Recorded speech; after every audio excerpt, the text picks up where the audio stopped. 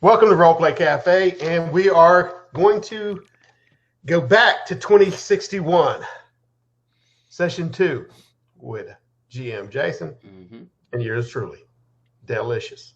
All right, let's hit it. All right, it is Denver, the year 2061, 41 years after Reset, post-apocalyptic. The Reset was an event or a series of events that led to a collapse of civilization. We're 2 decades into a recovery, and Dell's character, Nash Renshaw, is a warden, basically a police officer, judge, jury, and executioner. He is responsible for an entire district that is west of Denver in the foothills of Denver, Colorado. Last session, we rolled randomly to see what calls come in, and he managed to achieve quite a bit in the last session. We are going to do the same right now, sir. I need you to roll 3d6 straight down. We're going to get yet another random call off the list that's still available.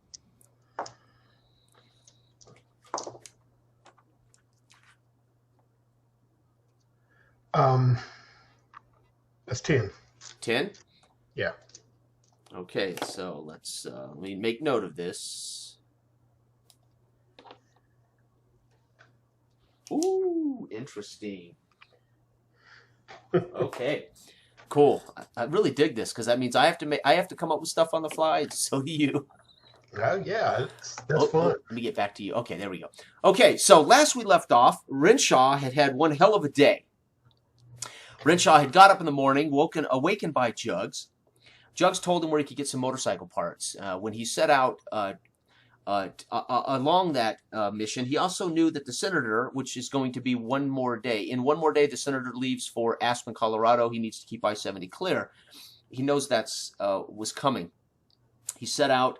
He went to a young man's house that he thought might know where this pharmacy was at. He ended up chasing this young man to the pharmacy and helping the boy get medicine for his mother. He also was able to borrow a bike from, again, this is a pretty sloppy recap because I don't want to spend a lot of time on this, but he ultimately was able to deal with 4 or 5 different events that came up randomly in session.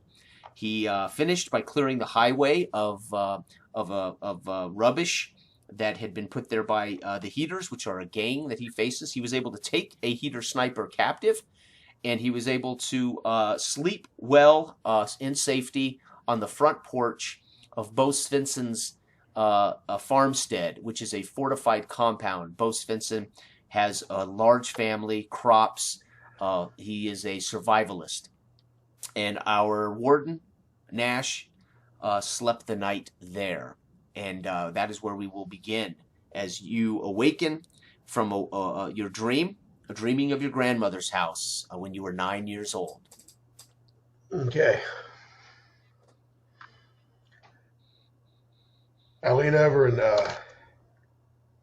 in the rocker and look down and see the blanket that I've been covered with over the night. It's got a little bit of frost and dew laid over the top of it.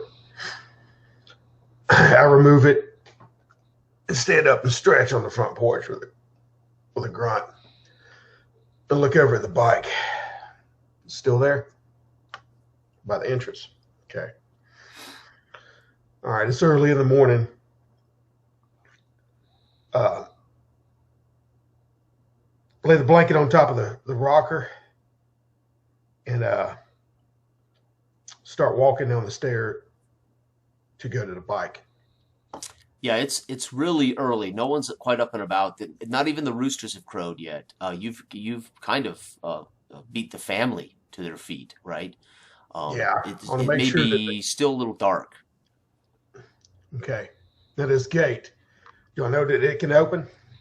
I mean, yeah, there would be at least some family on watch at the front gate. A couple of the young boys probably on watch, so they can open that gate for you. Okay. Well, I'll straddle the bike, and it's not as loud as my old beater was. Right. Rest in peace. And I crank it up and then pull up in front of the gate and nod to the boys over there let me out and tell your daddy thanks. Yes, sir, Mr. Renshaw. Don't forget, Dale, you have a heater captive in their stocks here, right? You don't have to do anything about it, but you did capture a guy. It's in their stocks here, so. Okay. Now, in that case, I will tell them to start cranking open the gate while I'm going back, and I'll pull the heater out and wake him up briskly, slap him around a little bit, untie him. Okay. And his hands will be tied. Yes, sir. But I want him on the bike with me. So I'm gonna drive him back into town, and he's been beat up a little bit. I'm gonna take him to. Yeah, you know that you can bring if you go to the living district. So in District 27, there are what are called living districts. These are actual neighborhoods that are surrounded by large walls. They have processing areas where you can go in, you can shower, you can they're kind of like a respite out of the wasteland. And this is where you would process prisoners onto the traditional police authorities, right? So you can deliver him with whatever crimes you want to attach to him, right? Okay. Yeah. So you don't actually you never keep anyone in custody like a jail cell, right? Okay. Okay. All right. So you get him on the bike. Now how are you going to put him on the bike? You want him in front of you? You want him? How are you gonna lay him on the bike here? Okay. Hey, I'll put him in front of me. Okay. Like I said, I want his hands tied behind him. And I'll lean into him and say, "You better not make one move, or I'll drag your ass back." You hear me? Yeah, he just he kind of groggily, because you beat him up pretty good. He's thumped up pretty good. He kind of moans and looks at you and smiles and says, "Mm-hmm, mm-hmm." All right. And I crank it and rev it up a little bit, and I'll be especially concerned about him making any kind of move all the way there. But anyway, I nodded to the boys, "Y'all shut her up now," and I'll pull out and head down. All right. So you're making your way again. This is quite a distance from your actual home, the cargo home you live in right outside one of the living districts. But you're in District 27. Again, you're responsible for a fairly large landmass. So you through the countryside, through derelict vehicles, you arrive safely at your little town, right, where Chuck Rancid has his bar, where you live in your little cargo shed. And again, not far from here, about another 15 minutes through this you'll come to the living district of Paradise, and there you can process this guy. Yeah, I want to drop him off there on the way to go to the intersection. Okay. To look for bike parts or bikes or whatever I can find in there. Okay. Okay. So as you arrive, you can that you can dial up a landline, right? You just pull the phone off and let them know this is Nash Renshaw on the other side, and they'll crank open the wall gates for this living district, which has huge metal fences around it, and you can process him. What's the charge, Nash? This is some guy, you've seen him before. You're not real familiar with these authorities, but as they take him into custody, they identify him, they pat him down, and they ask what are the charges for this guy? Attempted murder, as well as there's destruction of property for the cars. Suspected destruction of property. Yeah, attempted murder. And for the looks of these bands tied on his arms and these markings, these tattoos, he's a heater. Yeah, he's one of Craig's Bojack boys. Oh, okay, all right. So we need to keep him wrapped up. All right. He threw some. He was out there guarding that area where they had thrown all those all that wreckage out there to stop the senator from coming through. You heard any word about the senator? He leaves tomorrow. He leaves tomorrow. They're keeping the time a secret. They don't want any ambushes. So even we don't know when he leaves. Well, there you go. This was the ambusher here. Yeah. That's what it was all set up for. Okay. All right. Yes. Senator Remy. This is a big deal. Meeting this Salt Lake constituency. If they can work out a deal with Salt Lake, that might help us secure this corridor. For quite. Yeah. You hear that, boy? And I'm talking to the guy. You hear that, boy? You almost jacked it up. Mm-hmm. You didn't expect me to come in there, did you? And take you down like you did. Nash, you coming in? You're going to eat breakfast, clean up, take a shower? Yeah, I wouldn't mind. I appreciate it. Come on in. When they hit the alarm bells and they crank shut. Again, you got here really early. We're like 5 a.m, so this is before most people are up and about. You're always amazed at the quality of living that happens behind the walls of the living districts. This is clean. People have homes.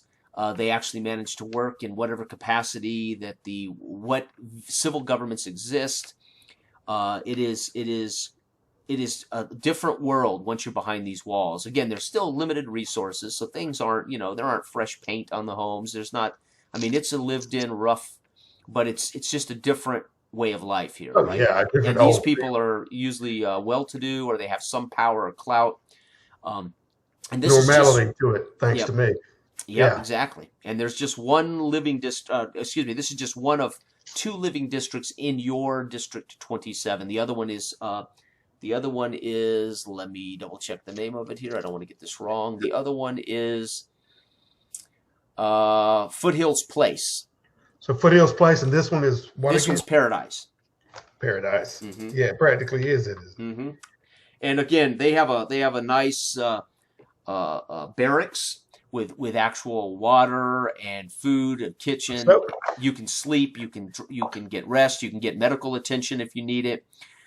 Before you're back in the field, right? Yeah, I need some antibiotics, and this old lady since stitched me up, but this shoulder's been blasted a couple of times. Need to be looked at, make sure properly bandaged, antibiotics before I get out. You heard any word about I got a lead on some motorcycle parts and possibly motorcycles at an intersection of Jink, 62 and Federal. 62 and Federal. Right. We don't know much about the area. We know that Lakewood is heater territory. So you want to be, as you well know. I mean, you obviously patrol it. So I haven't heard any rumors as to whether it's if there's something going on over there.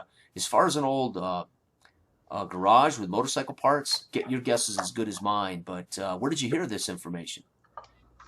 Jugs told me.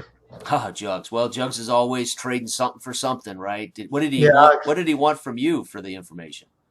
Oh, he just wants some of the parts to be able to trade. If I get any extra, that'd be good. But I had an incident over there where my bike's down, so I need a new one. And I've been out of pocket, and my ear ain't been. Simpton called us last night, and apparently he called Foothills Place looking for his bike. So he's been on foot for a couple of days. He's not, or actually one day, right? Just overnight, he's been on foot. So he's anxious to get his bike back.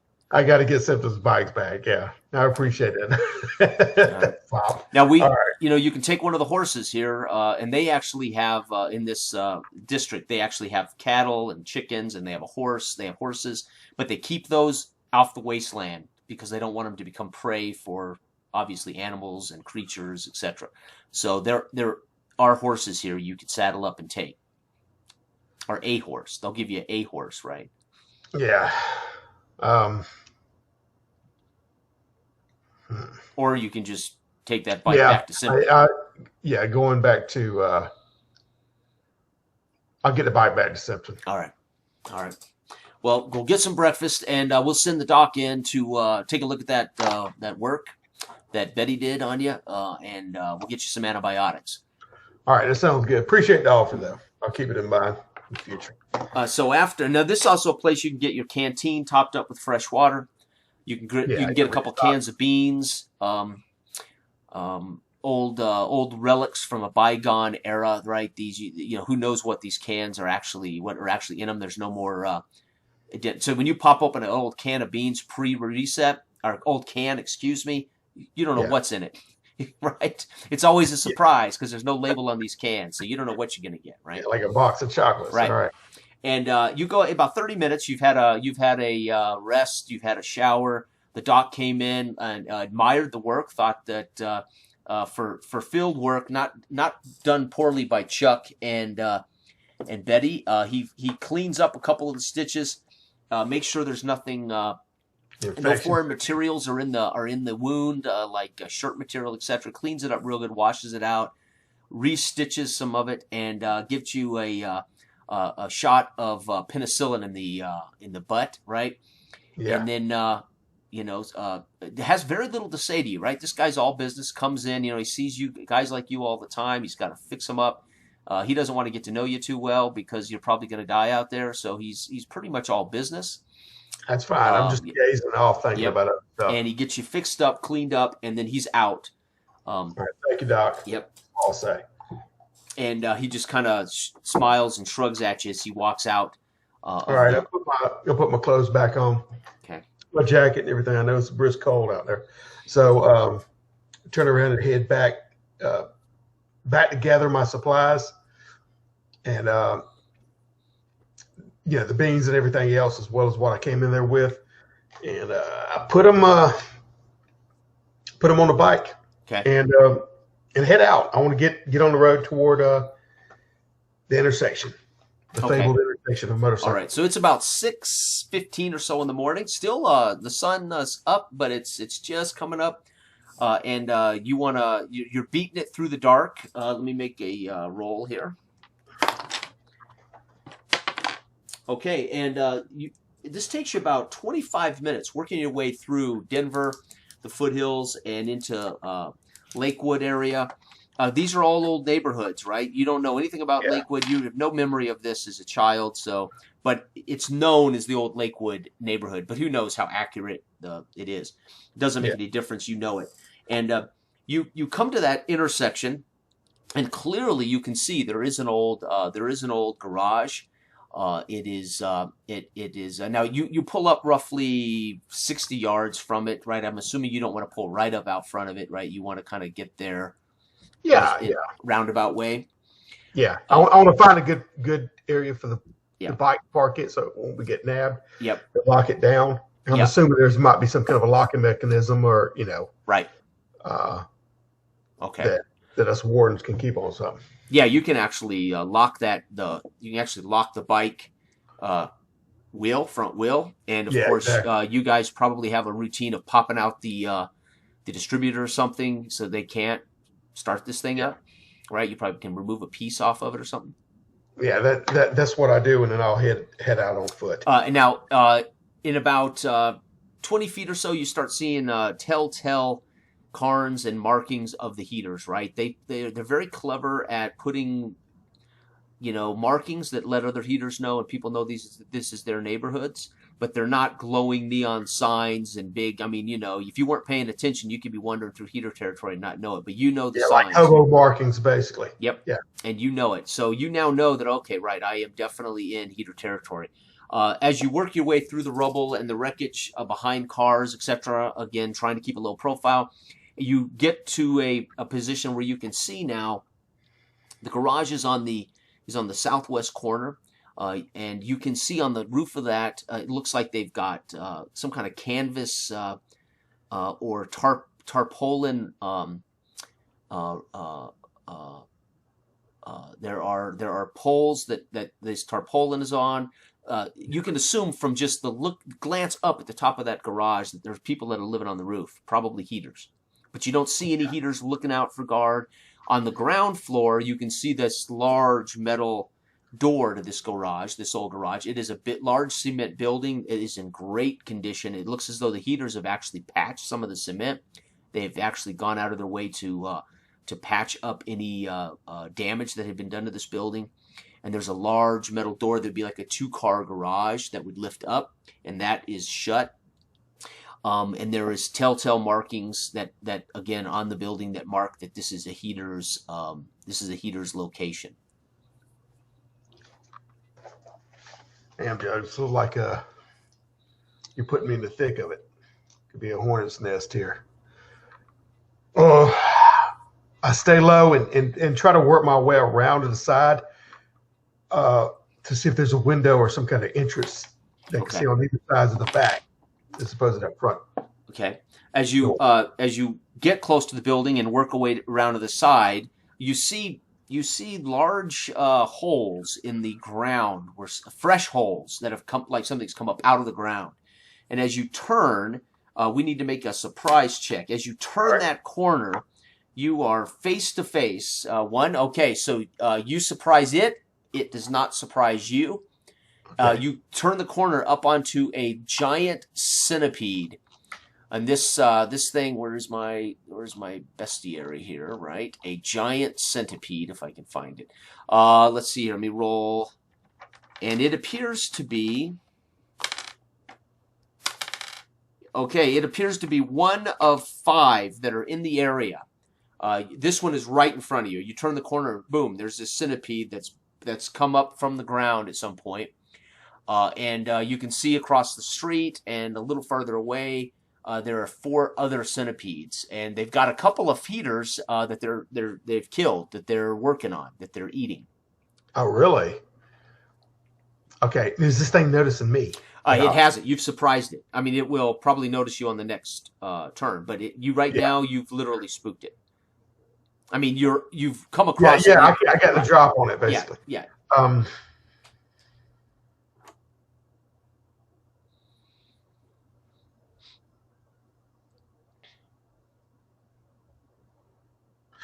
Is there a window to me immediately, or somewhere? Is it blocking my path to get to a window? There's no windows on this building. There is another back door. There'll be like another metal back door flush in. Windows would be here are boarded up or cemented up. It's like they actually put cinder blocks in and cemented into the windows. Okay.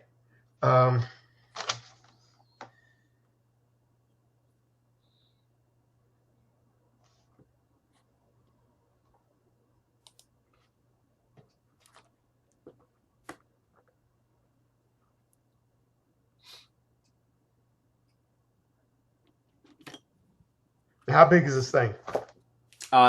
Pretty large. They're about 2 feet in length. Okay.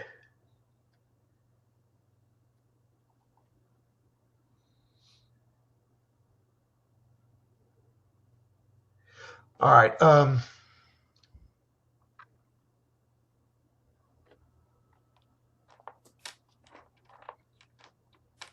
And they're within about 50 to 60 feet of you around the neighborhood here. All right. I need I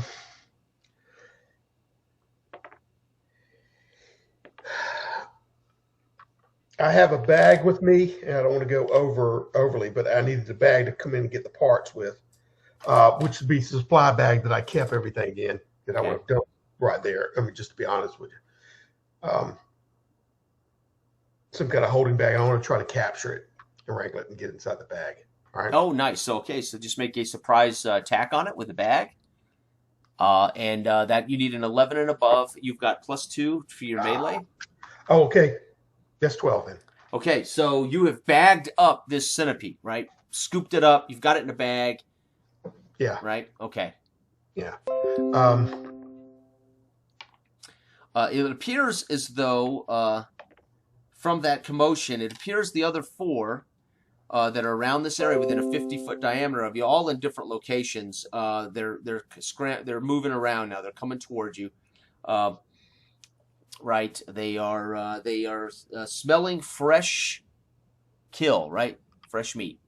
Okay. The centipede. But one of them, at least, you've scooped up in a bag. All right.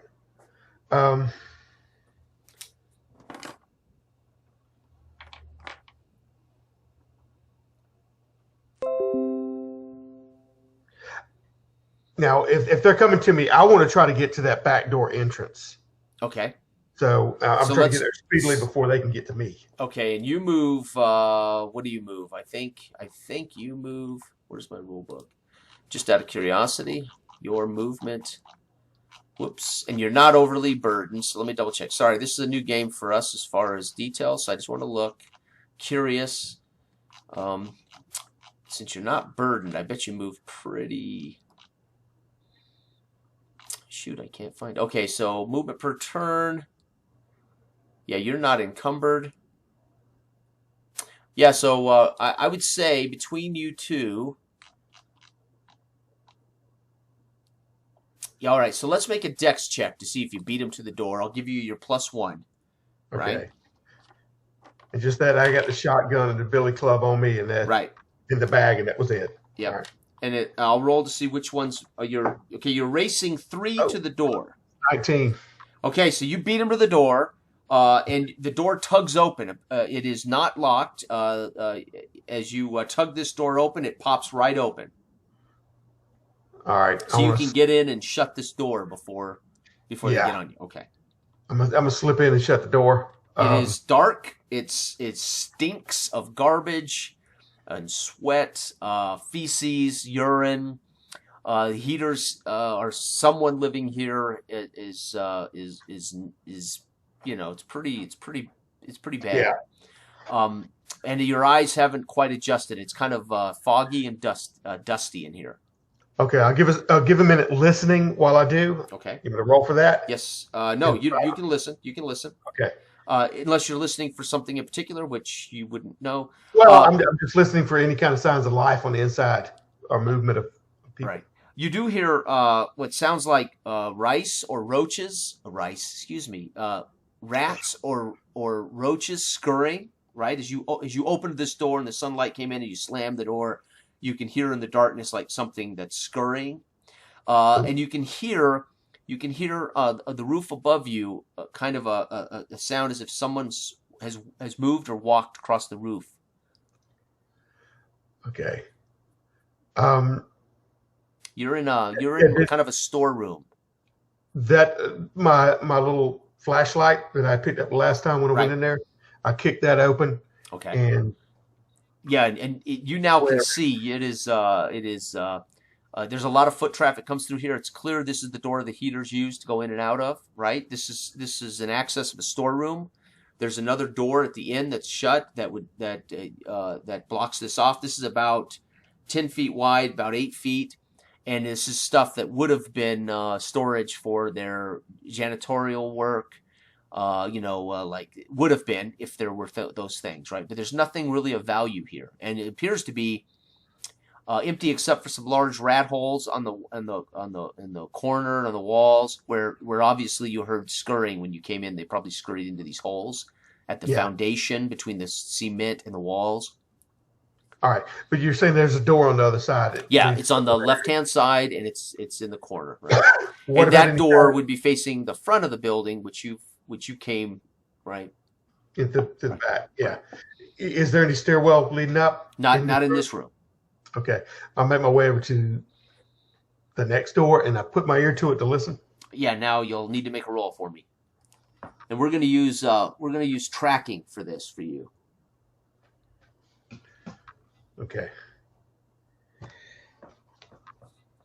So that's 50%. So 1 die 6, 1 to 3, or 50% die, whatever. Nice, yeah. 2. Okay, so yeah, you hear a little mumbling. You hear as if there's a like metal, like a clank.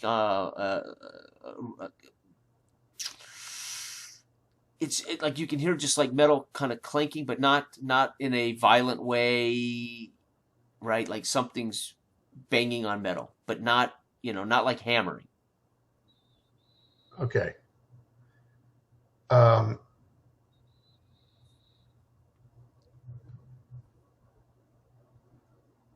Okay. I set the bag it's tied off down beside me. Okay. And I take the club, and like you're saying, when they're hitting, I'm trying to hit it in rhythmic with. Well, it's not that kind of sound. It's almost like a chain hitting a door, or Oh, gotcha. right. Gotcha. It's not like there's some kind of rhythm, or it's like it was right. Gotcha. Well, I just tap on it like that and Okay. see if somebody will come. Okay. Uh, you hear a like shuffling, and then you hear a boom hit the door right in front of you, and you hear somebody whisper through the door, "Charlie, is that you?" Yeah, I need your help. Uh, are you alone? It's just me. So he pulls the door, and he has to kind of wrestle it. As it slides and scrapes the floor. This is not set properly, and as he pulls it open, right, you're face to face with this middle age, probably roughly your age, older guy who looks gnarled. He's not muscled up. He's lean and narrow, My hand goes straight malnourished. out and grabs his throat at that point in time. Like Okay. shoots out and grabs his throat and squeezes a little bit. His eyes get big. Yeah, I bring him in a little bit close to me so And maybe I can look at him and see if I recognize him and if he recognizes me. you don't recognize him, but he clearly, you can see him look your face over, and then he looks down and sees your badge, your Yeah. patch of the wardens, and he says, "Warden, what have I I lean done? What down have I done?" slowly. I lean down slowly and pick up the bag, and I step inside there looking around. Right, and And then I elbow the he's looking doorstep. at you. Pick up this bag. You've got him by the neck, right? He's watching, Yeah, trying to, and he's again compared to you, he's really emaciated, pretty weak. yeah. But yeah, I grab him and I come in and shut it with my elbow. Okay. And I got the flashlight too in the hand Yeah, that I'm this holding. this room is large. This is a large garage. He's got a couple of lanterns burning. You can see where you heard that metal sound. You can see where Yeah, the chain is swinging, where he obviously thought about going over and pulling the chain to lift the garage door, or bumped it or something. But that chain is kind of swinging, and you realize that was the clank you heard. You look yeah. around, you see a couple sleeping bags on the floor. You see parts and pieces of motorcycles and stuff scattered all over here. You see on the far side there's a metal ladder that leads up to a rooftop hatch. Not a Okay. stairwell, a metal ladder. All right.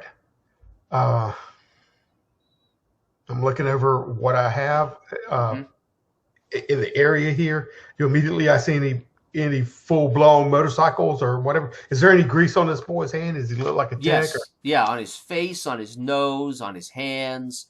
Yeah, this guy's a grease monkey. There's no doubt that's what yeah. he's been doing. All right. Uh, you're not in any danger as long as you don't try to pull anything. I need Yes, Warden. you to just sit down right there. Who's up top? Oh, that's Charlie. Charlie, what's he doing? Well, he's sleeping, I'm assuming. He's supposed to be keeping watch, but this early he's sleeping. I know Charlie. All right. I hope you don't mind, old timer. I'm gonna have to check this out and tie you up in the meantime. You All right. don't have to. I'm no threat. I'm not going to do nothing. Yeah. I don't need you to raise no alarms though. Somebody that is a threat. So sit down here, take a little nap, but you're gonna be bound up and gagged. And I gag him, I bind him, and I put him in the corner. And I start making my way up the ladder after that's done Okay. to tap on, to see if it's unlocked up there Right. where I can open it up. All right. Yep. Yeah, you can. The minute you touch it, you can feel it lift. It's like Okay. you start to give it a little push, and it lifts. All right. So I lift it up and then slowly get my eyes above it. You see what I'm saying? Right. And stop and listen. You feel something hit the back of it, and it pushes down and maybe knocks you on the head as someone's Yeah. trying to drive it down. Right. Okay. Charlie, it's me. Let me up. Yeah. So. Yeah. So he steps off of this and you pop it open. Okay.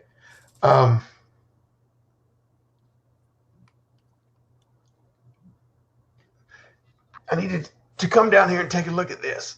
You know, hit my head something awful. And then I start going back down as quick as I can, and as silently as I can. He pulls this open. Light floods in, kind of, blinding you a little bit from the early morning sun. You see a shadow where he steps into it, and his feet on either side. He slides down right in front of you, and he turns. Again, this is a heater. He's got this crazy haircut. He's got his ribbon on. He has something on his hip. You didn't quite get a glimpse of it, and he turns to face you and has this shock. Okay, now is he above me on the roof? No, he slid. He was, but if you move back down the ladder as you described, he followed you down. Okay, right. So he's up there, and that's when I reach up and grab at his belt or anything else I can, and pull to try to pull him loose. If he's not letting go, right, I will put my whole weight on him like that. Okay, so let's do an opposed strength. Your strength versus his. Right, add your +1. So you're trying to roll D20 as high as you can with a +1. 16. 6. So you rip him loose, pull him down, slam him on the floor. You know, he kind of barks out, not quite a scream, but like he's surprised. Well, I'm falling down right on top of him. Okay. With the land on him, and kind of give him a little knockout. Okay. Right? So give me the roll on that. Let's roll to hit him though. You've pulled him down, you've slammed him. Now you're like elbow dropping him, right? Yeah. So roll. His AC is let me pull it up. He's a heater. His AC is an 8, so you need a 12 and up plus your 2. I'm sorry. Got a 14. Okay, so 1d4 damage plus your strength. That's 4 total. But wait a minute, strength? Your strength should be +1, right? Yeah, but I mean, I got +1 to damage and +2 to damage on melee is what I'm saying. Yeah. So that's 5. So you did 5 points? Well, I mean, I rolled a 3, so I'm asking is that... Oh, you did 5. So, yep. Yeah. So 3 plus 2, 5, yep. Okay, he barks out in pain as you land on his kidneys, his rib, maybe on his back. Yeah. But he's pushing to get up. So we'll roll initiative here. Ooh, 7 for me. Initiative's D6, right? Yes, plus your dex +1. Oh, gotcha. It's 2. Okay, so he pushes up, to get you off of him, rolls away, and he's on his feet. That's his turn. He's getting up. All right. Now my turn is to take his feet out from under him again. Nice. All right. Yeah. Again, you'll need a 12 plus 2, or 12. Yeah. Well, I'm swinging that billy club as he's trying to get up. All right. Okay. Oh, drop that. Oh, no, that was a 2. Okay. He steps away and looks up and smiles at you as he grabs something from his hip and swings it out.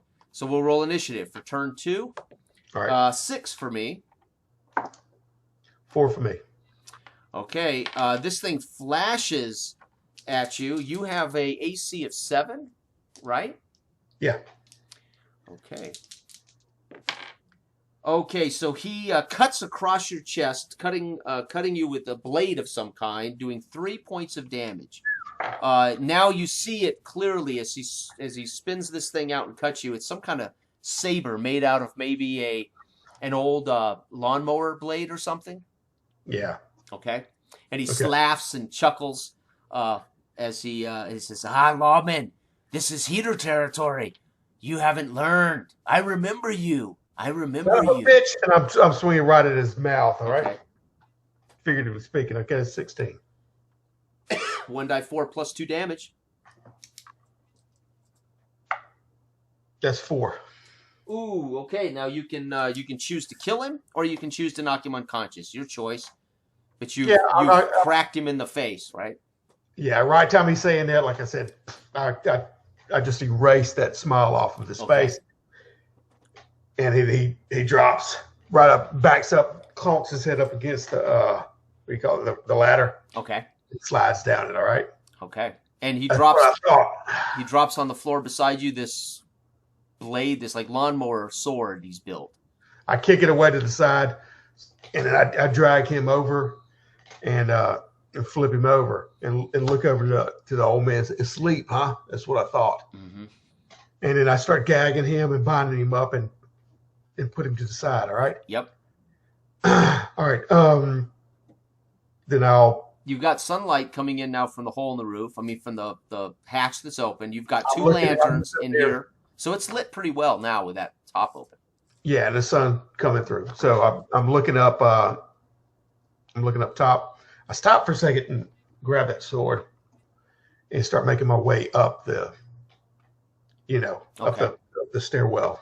I mean, the stairs. As you climb the top of the ladder, you get up on the roof. Now you see they've got some makeshift tables, chairs. They've got this tarpaulin that gives them shade.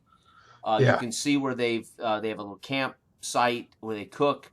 You can count about 4 or 5 sleeping bags, and you can actually see on the opposite side of the building that you did not see or didn't go to. There's a ladder that goes down outside the building. So, gotcha. All right. I see. I want to go through there, search the area for any kind of anything that may be of value to me, as well as information wise. Mostly old water. It looks like they have a pan of water they boiled to keep that they boiled. There's some meat of some kind. Who knows what? Probably rodent or maybe centipede meat or something. Yeah. There are these sleeping bags, of course, bedrolls. There is some makeshift flashlights, a lantern. Okay. Yeah. They've got some tools. All right. Nothing's really. It's totally like a sleeping area. I walk over to the edge and look down at where I had came in from the back door. Right. And see if those centipedes are still feasting. No. Now they're eating. They're back to feasting on those heaters, those dead heaters. How many heaters? 2? 3 heaters.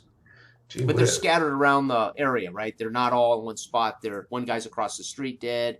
One guy's, closer to the wall here, dead, and then there's another one in the middle of the street, right? So there's 3 dead heaters, and these 4 centipedes are feeding on them. Okay. I walk in. I go back downstairs, shut the lid, get down there, and I start looking around for bike parts, anything that I can gather up. All right, and then I walk over to the old man and take the. Okay. They also have, as you look, make a check for me, a die 6 check. We're looking for a 1, 2, or 3. 3. As you're moving around, you're going through these parts. You're trying to decide what would be value, what can you use, what you build. You also, in shuffling around, you notice in the corner there's like obscured by an old sheet. There's like something under that sheet. Okay. I walk up to the sheet. Mm-hmm. I take the end of the sword. I'm listening to see if there's any sound, but I push in a little bit. You hear a dink like a metal, like you hit a metal thing. Dink. Okay. Well, I get the sheet and I start lifting it up with the end of the sword. Yeah, and you can see a tire. You can see like some kind of axle or attachment. And you can see a seat, like a bucket seat. It looks like it's a old sidecar, motorcycle sidecar. Really? Huh. This may come in useful. Now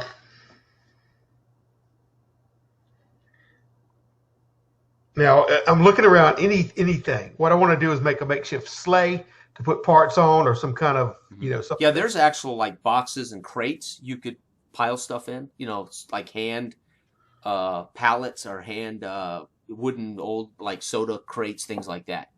Yeah. All right. I mean, if there's anything that I can, drag it behind the bike or whatever, that's what I want to do. That sidecar, I can even put stuff in the sidecar. Basically, is what. Right, and there's a tire on it that's in good condition. It's obviously been they were working on this or cleaning this up or something. Okay. It's just a sidecar. All right. Mm-hmm. Does it look attachable? Can I attach Yeah, it it has like this axle piece that would attach to another the proper device. It sticks out the side. Okay. I'm going to go back. Well, at that point in time, Hitch, I guess we'd call it a hitch, right? Side hitch. now my it's only about 60 yards away. And it's still relatively early in the morning, right? Is it still dark out wintertime? Oh no, no. Oh, the lights coming through. Lights coming through. And remember, this is mid-September, so it's cold, and there's going to be a nasty winter probably. But yeah, we're not yet in winter. All right. Well, I go. I'll start lifting that chain up. Okay. To where I can get advantage on it. Yep. And I'm ducking out. Okay. I'll go down the street after looking both ways. And you hear that the minute you duck out and head down the street, you hear the garage door bang shut behind you. Oh, geez. No, I was wanting to catch it. I want to catch it. All right. But anyway. What, you do? Yeah. I mean, to keep it, so you hooked it up. Okay, go get the bike and drive it back. Okay, I got you. Okay, you know how you can set it on that little thing. Okay. I missed that. Right. Okay. No, I didn't say it. Yeah, okay. It's where so I'm you bad. you carried the chain and hooked it on to keep it from dropping. Okay. Yeah, up to a certain height, and then I'll run down the street and grab Simpson's bike and drive it back. Yeah, and as you're riding it back up to the front of the garage, you see those centipedes from the noise of the chain and from your bike. They're coming down the street. These 4 centipedes. When you drive up to park your bike there, you see the old man squirming, trying to squirm. He's actually moved into the middle of the garage. He's trying to squirm outside the garage as he's on the ground squirming as you've got him tied up, gagged up. But he's trying to get away. Yeah. Okay. Well, anyway, I'm coming back in. I want to get inside the door and drop it before the centipedes and before he gets out. So I have to do a couple of opposed rolls. Just outrace the centipedes again. So we'll roll to see how many are close to you. Okay, all 4 are right on your hill, so you got to beat them in a dex check here. Oh, 20. Oh, yeah, and I rolled a 9. So you get in again, slide the bike under, kick the chain loose, boom, it comes down. Slide it in. Yep. All right. And you see this old man now look up at you with this sorrowful look on his face, like he thought you left. He's like, "Oh, sorry, old man, you're not going anywhere yet. I got a job for you." And I walk over there and untie him, and the cover's already off that thing. Yeah. Get to work. Motion toward the sidecar and Simpson's bike. So he goes over and he bangs around his tool area. He grabs a wrench and he grabs a couple of large bolts and he looks at you and he points at the bike. You're gonna have to move that bike out where I can get to that other side. And as you roll that bike, if you're gonna move that bike for him, so he just wants to pull. He needs you to relocate the bike so he can attach it. He's telling you he needs you to relocate the bike. Oh, gotcha. Change the position of the bike. Yeah. All right. I'll do it while I'm looking at it. All right. Okay. And you get the feeling that he was hoping you weren't going to look at him as you maneuver this bike, as you're watching him. No, yeah, that's all I'm doing for any kind of movement he's trying to make. Okay.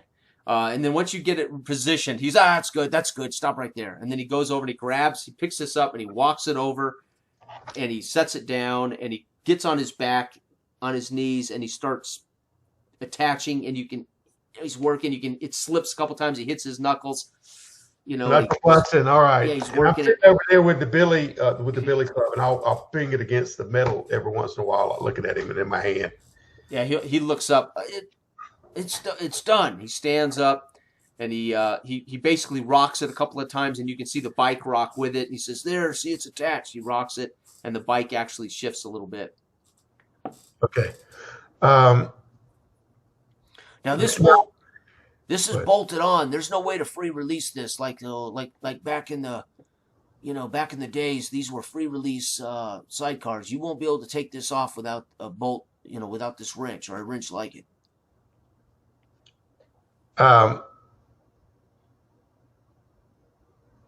Okay, I'm looking over the work myself and seeing if it's. Well, I was doing that the whole time too. Right. Make sure he was, doing it properly, basically.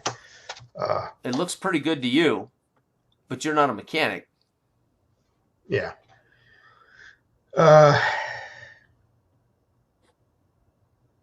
Okay.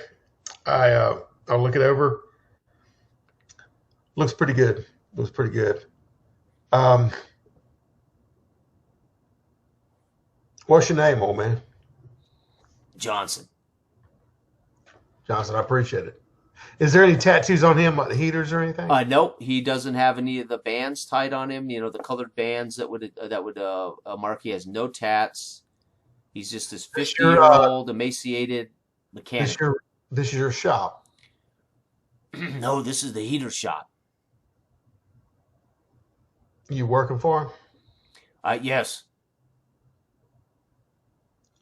You upkeep their bikes and whatnot, right? Only recently. This is they've never had bikes before. Only recently here. How about you come along with me? I got another gig for you. Come with you. But then Crazy Joe will hunt me down. Why are you so important to Crazy Joe? He looks around the garage. Because I can make him a fleet of motorcycles. I can fix up old Jeeps. And he's got some flying contraption out at the old Denver International Airport that he wants me to work on.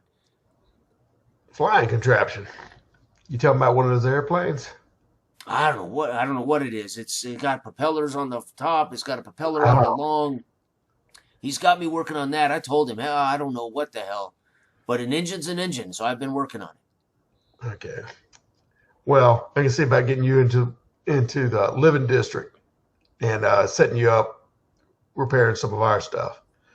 The living district? Are you interested? Well, hell yes, I'm interested, but can you protect me? Those living districts, that's, according to Crazy Joe, he can take those anytime he wants. Yeah.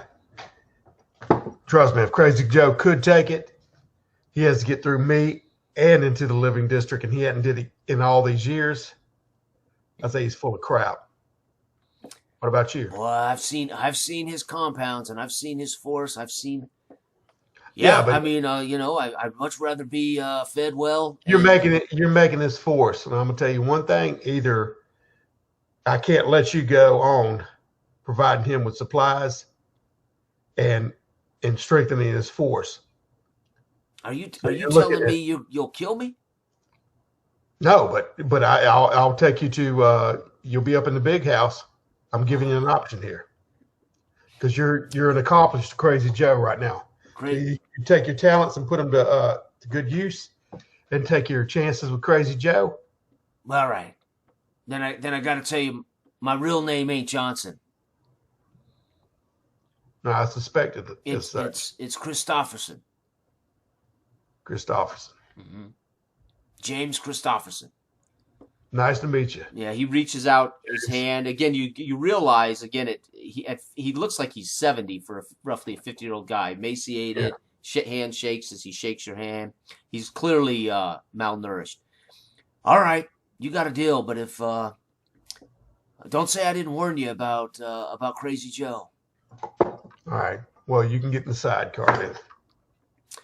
He looks over. He goes, "What are you gonna do with Charlie there?" Charlie. Well, I got somebody to come pick him up. Yeah. I left him bail. Between you and me, he's a sadistic son of a bitch. But yeah. But I got him bail. All right. Somebody he's pretty worthless between you and me. All right. I put him in there, and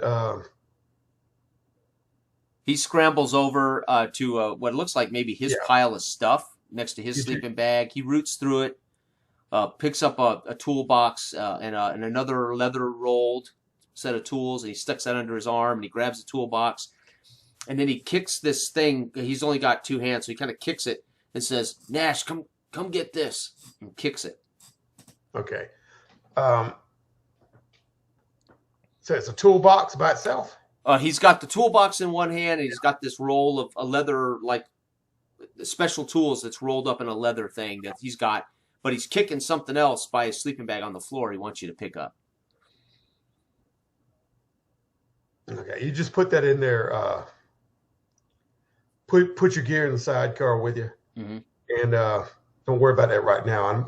I'm walking over. I pick up that bag that I had set down. Okay. When I go through there, you ain't got no wagon or anything. We can pull this stuff in for extra parts. Maybe we can come back later and get some more. Now he looks around. He says, "Well, I can build a. We take that box there. I can attach a couple of old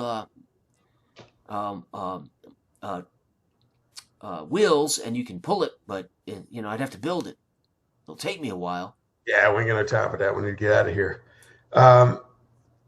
I said, just get what you need, and we'll get on the road. So tell him that as far as whatever was kicking, I just let him kick it. Okay. Tell him to put that in there, and then he can go back and get at whatever he's kicking. Oh, right, okay. I got things to do. So he goes back over after he packs everything in the foot of this thing. His tools are in the foot of this, where his feet would go. Yeah. And he goes over and he picks it up and he walks up to you, and without looking at you, just kind of hits you in the chest, hit you in the chest with it.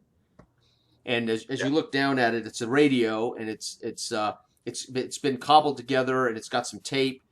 And he says, this is a device that Crazy Joe uses to communicate with some of his heaters. It's on his own band. Oh, nice, James. This come in really handy, and we'll take care of you. And I sit on the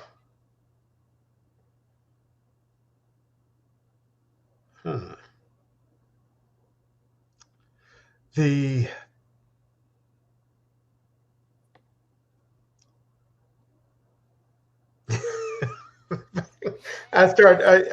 I'm over there, and I start pulling up that chain. All right. Right. Hold on to yourself. I'm gonna make sure he's in there, right? Mm-hmm. And well, first look, the back door area. Mm-hmm. Before I do that, I walk in the back door area. Okay. And I'm gonna take that bag and undo it and throw that centipede out. Okay. And shut the door real quick. Okay. And I'll use that to get some more random parts. Okay. Around.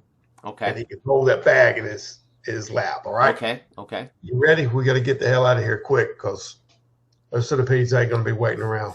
Well, I'll pull the chain, and you go, and I'll run and jump in. Now you stay seated, bud. I got this, and I got it, and I start pulling the chain. All right. All right.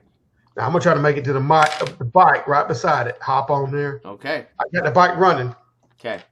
And I want to peel out. There are still 2 centipedes fairly close. I mean, they were all kind of leaving. And when you pulled this, a couple of them are coming. So you're going to, again, one more dex check to beat them to the bike. Now, you realize I got to hook this sucker before I jump on the bike. So it won't slam shut before I leave. Oh, okay. So, all right. So go ahead and hook it. All right. That was 15. Uh-oh, my microphone appears noisy. Oh, it's just warning me. So I must be bumping something. Okay. Yeah, so you beat them to the chain. You got the chain loose. Now they're right on top of you. I rolled a 1 for initiative. You can still flee, but they're right on you. So. Oh yeah, mine is to jump on that bike. Okay, so roll initiative, because it might give you a chance to beat them to the bike. Oh, 7. Okay, so you are jumping on the bike. They're going to take one of them slips out this stinger thing and just misses you as you hop on this bike and take off. Right? They did get a shot of opportunity, but nothing. They don't hit you or him, and you're off down the street. This thing is pulling to the right. You're not accustomed to having this thing. Right, yeah. And it's slowing down this nice little bike of Simpsons. and he's like, woo! He's you're not going that fast, but he seems to think it's pretty awesome. The centipedes have got other fish to fry, so to speak. All right. Yep. All right. Anyway, I'm out down the street. Okay. And I do stop where I had emptied the bag earlier before when I got off the bike. Okay. And I stop and I throw in the cans of food and the other supply. Okay. Back into right into his lap. Okay. And see, it's already paying off. There's some beans, bud. Okay. Pre-reset. So while you're putting these stuff in the bags and you walk over to give it to him, you look up and you see some outlanders climbing out of some rubble and some ruins, and they're rushing down toward the bike. It's a pack of outlanders. Okay. Well, I'm getting as much as possible of what I threw down there. Okay. And jumping on there and making my way out of there ASAP. Okay, again. so let's make another initiative roll, unfortunately, because they might get to you in time. That's 4. Okay, so you beat them. I mean, they come rushing on. They hit the bike, and they might hit you in the back. Nothing major. The little guy ducks under and holds up the bag. As they collapse, they hit the back side of the bike. They hit the sides, and they're trying to chase you down the road, right? Yeah. Okay. All right. So you get. Oh, now where are you headed? Because I'm headed.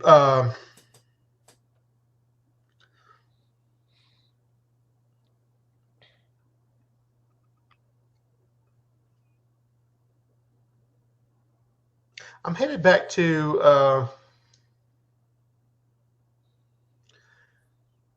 my area. Okay. Where I'll pull up and go over and I want to talk to Chuck. Okay. So you arrive at your little cargo area. He's climbing out, stretching, looking about, going, "Oh yeah, I've been here. I stopped in here. There's a little bar down the street. That guy serves piss in a cup." Yeah. So you you thirsty? And then you mean you expect me to drink what that guy's serving? Hell yes. Anyway, yeah, come on in. That's Chuck. I'll introduce you. And all walk right. in. Hey, Chuck, this is it was James, right? Yeah. Call me JK. JK. All right. This is Chuck. He's a good fella. He's an old timer. Chuck looks him over. My God, man, you need something to eat. And he whips around and slaps some food on a plate and slides it in front of JK. JK begins to just devour it. He's obviously starving. Yeah. Chuck looks and says, "You got yourself a new friend, huh?" Give him something to drink. He prefers piss flavored. Mm-hmm. I said, "Oh, we got that by the bucket loads." And he tops him up some moonshine, slides it in front of him, and he said, "Now you be careful with that, JK." And JK looks up, food coming out of his mouth as he's trying to shovel it in as fast as possible. Now listen, Chuck. James used to work for the heaters. They had him over there at that intersection that Jugs told me about, and I took him out. I think he's a good old boy. I had him working. He's working under fear of Bojack, and Bojack's telling me about would you say JD or JK? JK? Yeah. He's telling me Bojack's wanting to work on the appears to be a helicopter or something like it. He whistles. Helicopter. Yeah. Get out of here. Yeah, so he don't need to be doing that. So I told him we'd treat him fairly, give him a place to stay. He can fix up my old beaters. Just give him food and drink. I'll compensate you. Yeah. Nash sounds good. Come over here to this end. I want to talk to you alone. Come over here to the end of the bar. So he kind of walks. He parallels you to the other end of the bar. I give old JK a pat on the back as he's sitting there grubbing. And he's just nursing this moonshine. He lets out a huge belch as he's gobbled this down. Reverberates through this metal cargo tin. Listen, Nash, we haven't had any reason to fear Crazy Joe coming down on us here. You bring one of his people here. You may bring hell and fury down upon our little village here. He's not tattooed. I got to go talk to. This is hopefully temporary. I got to go talk to the district over there, Paradise, Foothills. See if I can get him in there. But we'll get him. Let me at least tell me at least you didn't leave any witnesses that you took this man. No. Oh well, there were some outlanders. What? Outlanders do they know that you took this guy? They weren't Crazy Bojack's boys, but we are expecting that they may be tied to him now with what happened out there at the. I tell you, if I was a young outlander, one of those young outlanders, and I wanted to get in with the heaters, that's a great. Damn it, Nash! You've compromised this whole village.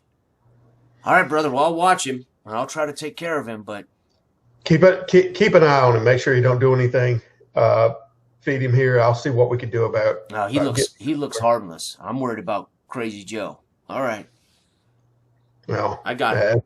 Yeah, I want to take him out of Crazy Joe's employ right now. Okay. But I don't want to take the guy out right now. Simpton already twice this morning on the shortwave contacted me about his bike. Wanted to know where the hell you were at with his bike. Yeah, I got to take that back to him. That's what I got to do. But I'm going to inform him. So don't worry, Chuck. I got this. I got some things. All right. But I appreciate your help on this. Just watch him, and if he keep him busy. If he can fix anything here at your place, yeah, get him to work on it. All right. Oh yeah, I'll do that. But I'm gonna keep him. I'm gonna keep him hidden. I may keep him down in the shelter, or I don't want him out here working in the courtyard and such. Yeah, you read my mind. That's what I was thinking. All right. You come back and this place is a smoldering wreck. You know why? Let's hope that don't happen. Just keep him on the low and. All right. Okay. And I'll let you know. All right. All right. Yeah, I'll take good care of him. Christ, that's his third shot of moonshine there. All right. Look, if anything happens, I'd slide over that flare gun. Just shoot this off. And let me know. All right, man. Oh yeah. Oh, good. This is all right. All right. I've got some extra flares too. Fantastic. Okay. That'll work. Okay. All right. And I put my hand on his shoulder and I say, all right, here's hoping. Okay. All right. Now, listen, if I don't come back, I need you to get a hold of Simpson and tell him to come pick JK up. Oh. Okay. All right. If I don't come back in 2 days time. Okay. All right. Yep. All right. So we just got to hide this guy for 2 days. You got it. All right. Yeah. All right. Okay. I go back outside. JK, you're going to be under the employ of oh geez, I forgot his name. Chuck. Mm-hmm. You're going to be unemployed for Chuck a couple of days. He's going to give you some work and feed you. Do good. I'll come back and let you know what I hear about the district. All right? Yeah. And as he scrambles over to you as you're starting out of the bar, and he walks up to you and he hits you in the back and with this radio, and he said, "Yeah, I got the radio." Okay. Thank you. Not many people would have done that for me. I appreciate it. You seem a good fellow, just in a bad situation. Mm-hmm. Bless your mom and my granddad. We're all survivors. We do what we got to do. Ain't that the truth? All right, bud. Stay low and do what you can here. All right. And he hustles back over, and you hear him say to Chuck as you're heading down the street, "Can I get another plate of that food?" And you hear Chuck say, "You got to earn it first." There you go. All right, I get out. Back onto the motorbike. Okay. Crank that sucker up, and now this bike will be slower because of the sidecar, but at least you can carry stuff. Okay. Yeah. Okay. But so I gotta get a -2 if you ever get into a chase or something with another vehicle. Just so you know. Well, I gotta take this back to Simpton. So I'm gonna drive it back there Okay. to where Sefton is. Yeah, he's in District 26. He's the hospital, and the District 26 is just the hospital. So that's his job is to, Yeah, be the warden of that particular neighborhood, that particular block. That's the hospital and the parking, etc. So he's in his little office at the hospital area. He meets you out front and says, "Where the hell you been?" I've been about everywhere, Sefton. And plus, I mean, hey, Man, you look worse for wear. You got you're cut up there pretty good. You got a little blood coming through your shirt. What the hell? yeah. You've been. I wonder if I followed that lead that Jugs gave me over to that warehouse that had the parts in it. Ended up getting in a scuffle with one of the heaters over there. Took him out. It happens to be a centipede infestation. There's also some outlanders hanging around there. But I Outlanders are. What's up with that? That's heater territory. Why would Outlanders be in heater territory? well, from what was going on, as well as I know, over at the ranch, the Lazy J, Yeah, boy.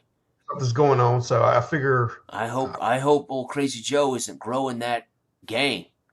yeah, it appears to me. And also, I picked up an old time. They had an old timer in there that was working for the heaters. That was getting them getting them mobilized as well. He tells me that they're wanting him to work on might be a helicopter out there in the field. Yeah, this is crazy. He gave me their radio. It's on the channel of Bojack's channel, so I can contact them directly, or at least possibly listen in. Wow. Holy get some cow. information. He's never had that either. What is he doing? He circles his bike and says, and he kicks the sidecar. So, what's this? I loan you my bike and you attach this garbage to it, this contraption to it. Garbage. Don't this look fine? Thought you'd appreciate this. This is what I was giving you as a little. I lose my mobility. Lose your mobility. Why? What? You want me to keep it? Is it no use for you? Are you what? All right. Oh. Look, yeah, I need a way around. All right. And my bike's you owe me. there. You owe me. And then I you find going one in out the there field. You find one in the field. It's mine. Yeah, how about I bring you back that helicopter if I can? Now, what the hell am I going to do with a helicopter? Shuttle patients back and forth. Get them here quicker. Save lives. Okay. You know that. Let me ask you, who's going to pilot that helicopter? I mean, Crazy Joe, he's great. Even if he got the thing running, who does he have that can pilot it?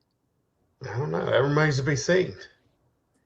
All Hey, right. I'm making this up as I go along. All right. Since you destroyed my bike, go ahead and keep it. But if you find something in the field, let me know so I can get it and get to work on it. You're a prince. Mm-hmm. Yeah. All right, Nash. Well, when I call for help, damn it, you better be answering. I hold up the phone like that and say, just give me a ring. By the way, that JK, as we call him, James, his name's James Christopherson. He goes by JK. He's the old man that was getting him mobilized. He's now, Chuck's watching over him. Okay. Got him on the down left. I don't get back there in 2 days. He said he'd contact you about coming to get him. All right. So we'll have to put him in holding if he don't. But I got him working for Chuck. Okay. Trying to repair some stuff around there. All right. All right. This guy's worth it? I believe so. I mean, so far he's paid off. He's gave me the information I need, as well as this device here. So get him fed up. He looked emaciated. They had him in rat-infested, feed-infested building down there. All right. So he looked worse for wear. Yeah. There's also it would have had to have been bad for him to choose you as his partner. You're funny. But there's also we need to have this civil district go raid that place and pick up the bodies. There was 3 heaters out front being eaten up by the centipedes, as well as the one inside that I left, and hopefully the centipedes they got to him. Okay, I gotcha. So he gives you a handshake, It says, "Be safe out there. Don't totally wreck my bike now." And he picks up the landline and he dials Your it. bike seems like you guys still an attachment. There's I built yeah, that place bike. needs to be locked. I That place built needs that to be bike. locked down. You built it, Yes. really? Heck I'll bring yeah. some parts to build another one, huh? All You right. go to that warehouse, you have enough parts to build another one. I tell you that. All right. It's full. Y'all need And to that quarantine where's that warehouse? He's dialing. on the corner of Clean up. Yeah. Listen, 26 and Jefferson. Is that right? Not even close, but that's okay.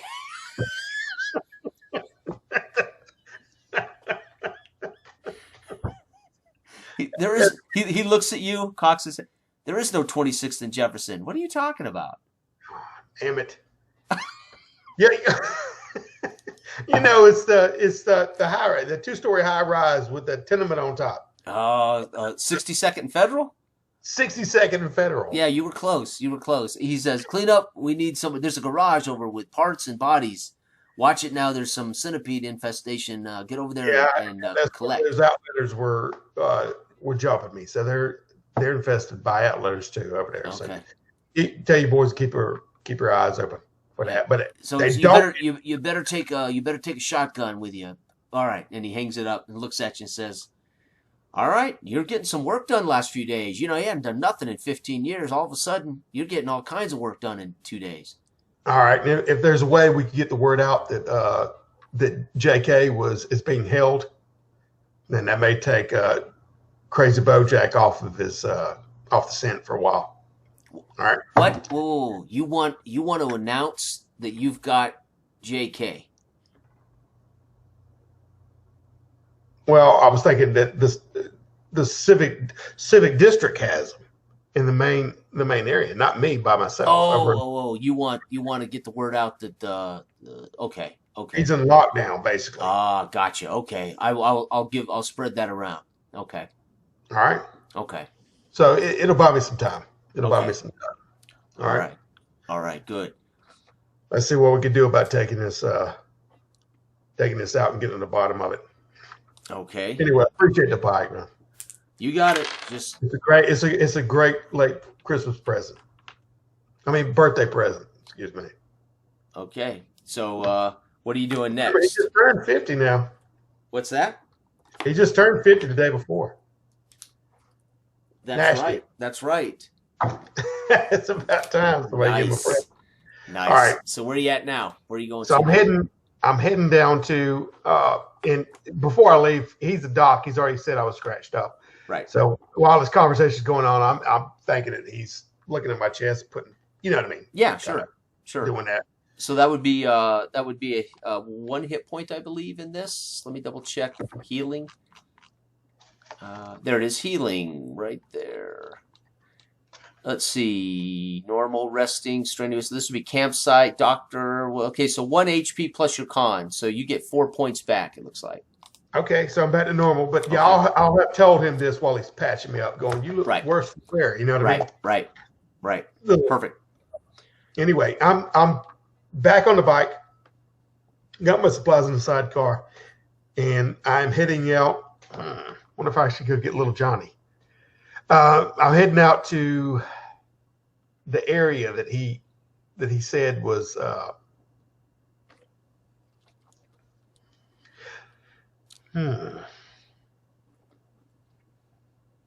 I stopped for a second and look over the whole vista.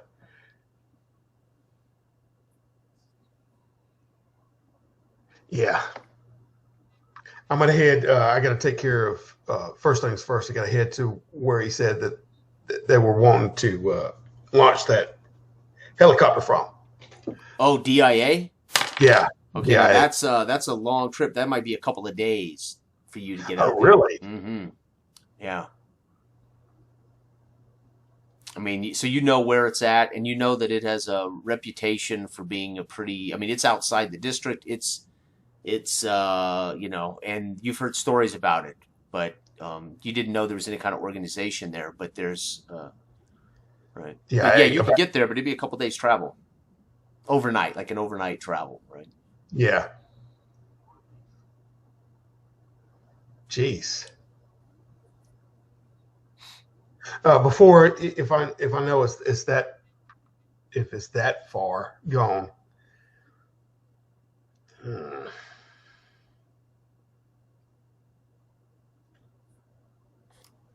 I need to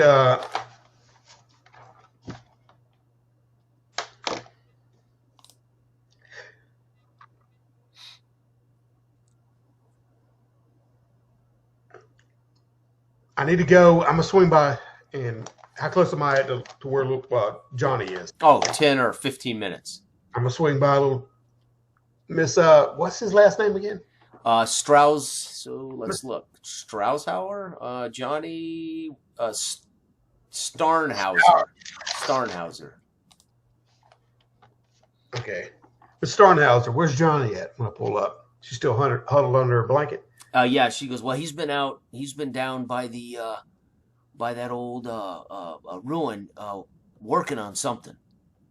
And she points just past her tent. It says just down there, just down there, past those that copse of trees and that old house that's wrecked. Thank you, man. Yep. How are you feeling? Oh, the medication. I'm feeling really good. And Johnny found a couple of bullets for this hand cannon. She pulls out this 44, and says, keep that down. Shows you. So I'm feeling not only well, but I feel like I can put a big man down if I have to. That's good, man. That's good. You don't need nobody molesting y'all. Do you want some stew? Good people. I do love your stew. I'll take about 10 minutes to sit there and eat the stew, get back on my bike.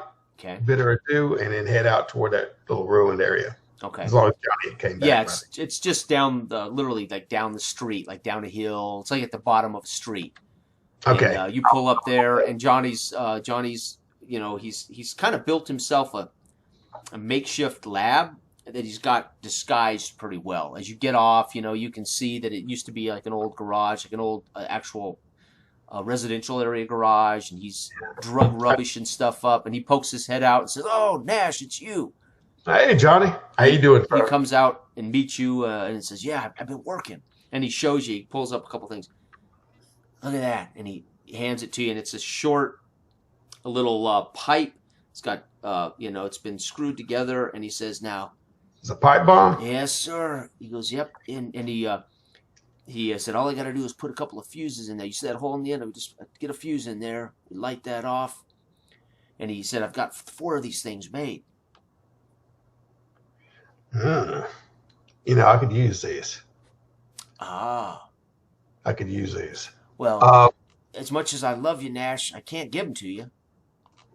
No, I know you're going to need some trade. Listen, boy, how are you with tinkering? Well, I mean, depends on what you need me to do. I'm pretty good with building stuff like this here, bomb. What do you mean? What do you need? Step out here and take a look. And I'll walk him out to the motorcycle, the sidecar, and unfold that. Let him look inside and unfold the back at all the parts we collected. Okay. Ooh. He Reckon picks some up and he handles some of them. He checks them. Boy, these are.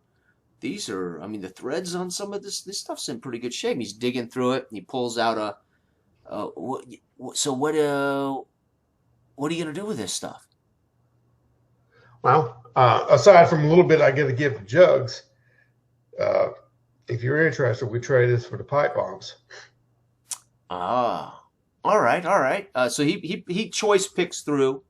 He picks about 6, devices and pieces of engine, etc. And he says, "I'll take these 6, and you can have these 4 bombs, these 4 pipe bombs." That'd be great, son. That'd be great. And he pulls out, he fumbles out fuse, and he says, "Now listen, when you use them, you gotta stick that fuse in there tight, and leave yourself some length, and light that, and you're gonna have 10 seconds. So either throw it or run like hell if you're planting it." I hear you. Ain't no time to stick around. I appreciate it, Johnny. Let me give you the data for those bombs. Where's it at? Where's the dynamite in here? Basically, it's like dynamite. Where's the... Shoot. I can't find equipment to give you the stats.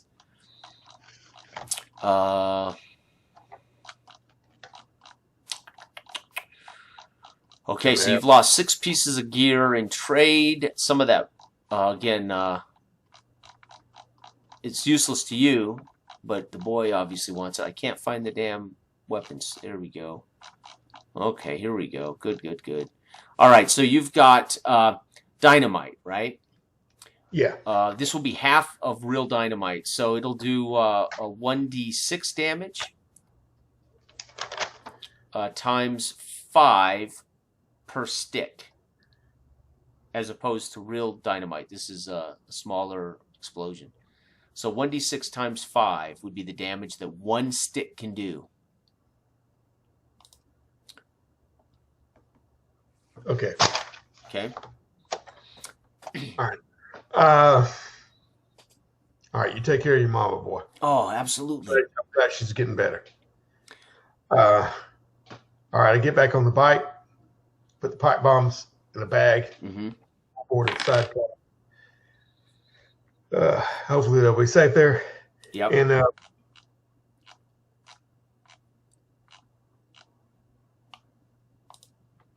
okay, I'll pull out. There's no radio short. Well, you did have one. I'm not certain if you were carrying it when you blew up your bike. That was one of those things we didn't identify whether you had it or whether your bike was on your bike. Yeah. Right. We might have to make a roll to see if you were carrying it or your bike had it. Nah, it would have been on the bike though. Okay. I think. Yeah. I think, for this situation. You have the little phone thing that hangs on your belt that you can tap. Remember, you do know that there are certain landlines buried and hidden for you to use. Yeah, exactly. That's what I was wondering about, whether I could contact Chuck or not.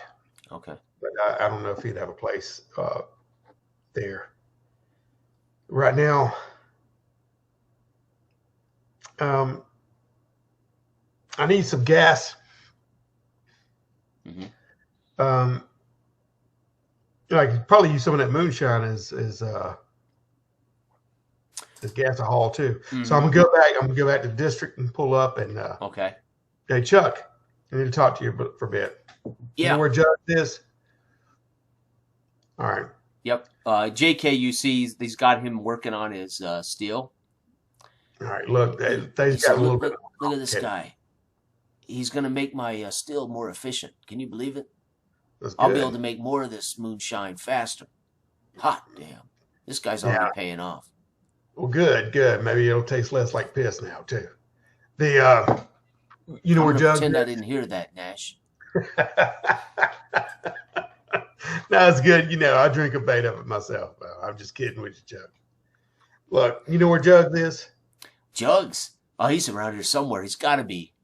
All right. Look, I need some gasahol for this vehicle. Things have changed a little bit. Okay. I got to go out to ATI. It was ATI, right? No, it's Denver International DIA, Denver International Airport. Yep. I got to go out to DIA. What? It's well, you're living dangerously. You're going out there to investigate this helicopter thing? Look, and I lead him over there and then lift the pipe bombs up and show him. I said, yeah, he doesn't need to get that thing off the ground. We just stop at his tracks. Ooh. So holy cow. Look, all right. as long as JK over there is doing what he needs to do, getting friendly to you and you fatten him up, you keep him. It's your call on if things get hot. All right. You can call Simpson Hardy, let him know that all right. that he might be expecting a call from you. All right. So, well, right now he's more than willing to work, and he seems to be grateful. So we'll do the best we can to protect him, and hopefully the heaters never find out what happened to him. That would be ideal, and so we'll cross our fingers. If you got any gasahol, I could use. Well, maybe, I've got this. I gave you my 2 containers to take out to Bo Svensson's place. So you would have to find jugs, but those that gasahol I gave you to take to Bo. Yeah, I know. I had to give it to Bo to clear that. So that was all I had. But jugs may well have it or no. He should be around. He's always loafing around trying to make deals with people. He's an information. He's he's always full of information. He don't do much, but. I know, but he don't do nothing without a price. Yeah, I would check down there at the end of the road there at Sally Jennings' place. He likes to hang around her. He's always sniffing her, sniffing Yeah, her he's up. moving to her. He tried to move in with me. Yeah, He'll yeah. stick around where you let him. Then he must be desperate. All right, I kind of, like that on his arm. Anyway, All right. Nash, you be I'm careful. also if I don't be back in about 5 days, All right. 5 days considered the worst. All right, but y'all keep it on lockdown here, All right. and So it's about at this point you've spent much of your morning, right? You've already been out and about. It's about noon, right? Midday already. Yeah. We've done quite a bit. So you want to head now where? You still want to well, play? I want to talk on with time? Jugs. Yeah, Okay. I'm fine. I want to talk with Jugs about some gasahol. So I'm going into Sally Jensen's. Yeah, so you go now. She's got a cargo like yours, except her doors are always open unless it's wintertime. And Sally. Yep, and she comes out. This is a younger woman, but somebody beat her with an ugly stick, right? And she tends to sell herself sometimes for food or water or whatever it takes. But she's a hooker with a golden heart, right? Gotcha. And she comes out. Nash Renshaw, how are you? And she kind of nuzzles up to you, gets up tight and close. Oh no, I'm not. I'm not here for business. Not today. Oh well, that's too not with bad. you at least. I got to talk to Jugs. You seen him around anywhere? Jugs, he can't do nothing for you. I can't do. Well, unless you got some gasahol, Oh no, that's what I'm saying. That's what I'm saying. All I can only put up with Jugs for so long. I don't know how you do as well as you do. Well, it's nice to have a companion around. So, but he's useful and he's asking for some parts. I got those, but he'd be willing to trade them. He's a worthless scoundrel, but damn it, I love him. Yeah. Well, I hope y'all are happy together. Yeah, he's just right around back here, messing around with something. Oh man. You got company? Yeah, it looks like they just. Is that the police? That ain't the police, is it? Oh, it's the lawn maintenance. The way you look is like the police are knocking on your door. It's a Popo. Oh shit! I thought it was Crazy Bojack. Oh God, it's the cops. I was ready to hit the deck. There's a reeking heaters there. You wasn't joking. You were in character, man. Who was that? Oh, geez. You were deep in it. Oh man. But yeah, this is what I want to do is get that hook up with what's his face? Jugs. I'll get gas, yeah, with Jugs. Yeah, so as you come around, she said he's right behind the cargo unit here. So as you circle around, he's sitting out back, and he's whittling something. He's messing around. He looks up. Oh, and he jumps up onto his feet. Nash, how are you? Hey, did you get out to that garage I was telling you about? Yeah, why are you so secretive, Jugs? All right, look, come here. Look at this. I got to the garage. There's some people around here I don't want to know that I told you about that. Okay, we'll keep it on the down low. You got your business too. I'm also wondering what else you got. You got any gasahol? I got to take a trip. Yeah. Well, what can you give me for it? Look, I acquired some of those parts. Ah. Well, you already owe me those parts for telling you about it. No, you already failed that, bud. Remember, you said you would do that, and then I'm bringing you these parts on my own accord. Oh, Nash, you're a dirty doer, man. That wasn't the deal we had. That was the deal we had. That was the deal we had. All right, you give me those parts, and I'll. Your ass. That was the deal we had. You give me those parts, and I'll get you some gasahol. But I want those parts right in my hands. Okay. All right, they're right out here. Take a look at the thing. So he fetches the parts, and then he says, "All right, now come here, follow me." And he leads you through the little town, little residential district, winding through cargo. He takes you to some old derelict cargo. There used to be a house that was kind of crushed in, and he looks around, and kind of kicks some stuff around, and then he drops to his knees and digs, and he wrestles a gasahol can out and sets it down, and he goes, "All right, here you go," and he lifts it up to you. Okay. I take that, and Jason, I'll probably have to jump off Yep. here for a while. You got it. But I want to take that and give him the parts that are in there, whatever he can use, Okay. and gas up and Okay. prep, head out toward Denver. Okay. What is it? Denver. DIA, Denver International Airport. Okay. Okay. I'm glad it wasn't DOA. But anyway, it could be. But yeah, DIA, dead in action. there you go. There you go. But yeah, great so far. Yeah. If you're up for playing later, we can do that. Yeah, we may be able to get back to it, or we might have a little time tomorrow. It depends. I've got some stuff here around the house I'm going to try to get done tomorrow, and some stuff with my wife, so I may not be able to do it tomorrow, but we might be able to get back and do a little bit today. But, all right, here we are, Roleplay Cafe featuring Dell as the Warden, 2061 Denver, post-apocalyptic Wild West. I am Jason. I am providing the world for Dell today. This is actually session 2, part 2, same day. We took a lunch break. We're back to do part 2. Wrapping up at the end of part 1, Dell's character was preparing for a overnight journey to Denver International Airport, where his character has learned that the leader of the most dangerous gang in his territory is trying to do something with an old helicopter. And that is where we're going to start here, Adele. So take it away. Tell me what you're doing. All right. Thanks, Jugs. I grabbed the gasahol from Jugs and put it in the sidecar. I'll just keep after I top off the thing. Are you sure this will get me there and back? It looks like it. That bike. Well, you know, I think those a long bikes. ride in a couple of days, you know. Where are you going? That's business. Okay. Yeah, well, with that sidecar on that bike, it might affect your gas mileage, but hopefully you'll be okay. We're good. Appreciate it, Jugs. Yep. I hope the parts work well for you. All right. Take care of what's the whore's name? Sarah Jennings. Yeah, take Or care Sally. of Sarah. Sally Jennings? Sally Jennings. Sally, yeah. Sally. Well, that was the same name of the girl that got combined, right? No, that was Sally Hampton. I mean, Sally, yeah. Yeah, it might be. Yeah, doesn't matter. We can make it Sarah, Sally. No, that's fine. You could just call her the old whore. What I remember. You could just say the old whore. No, that's fine. Oh, man.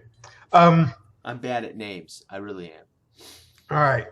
So I nod at him and crank up that bike and peel it out, leave some gravel and dust, and get on the road. It's about, what'd you say, about 1 o'clock or so, 2? Yep, about 2. Again, it's mid-September, but it's a cold September. You are going to be headed southwest toward DIA. That's all you know. You've never been to DIA.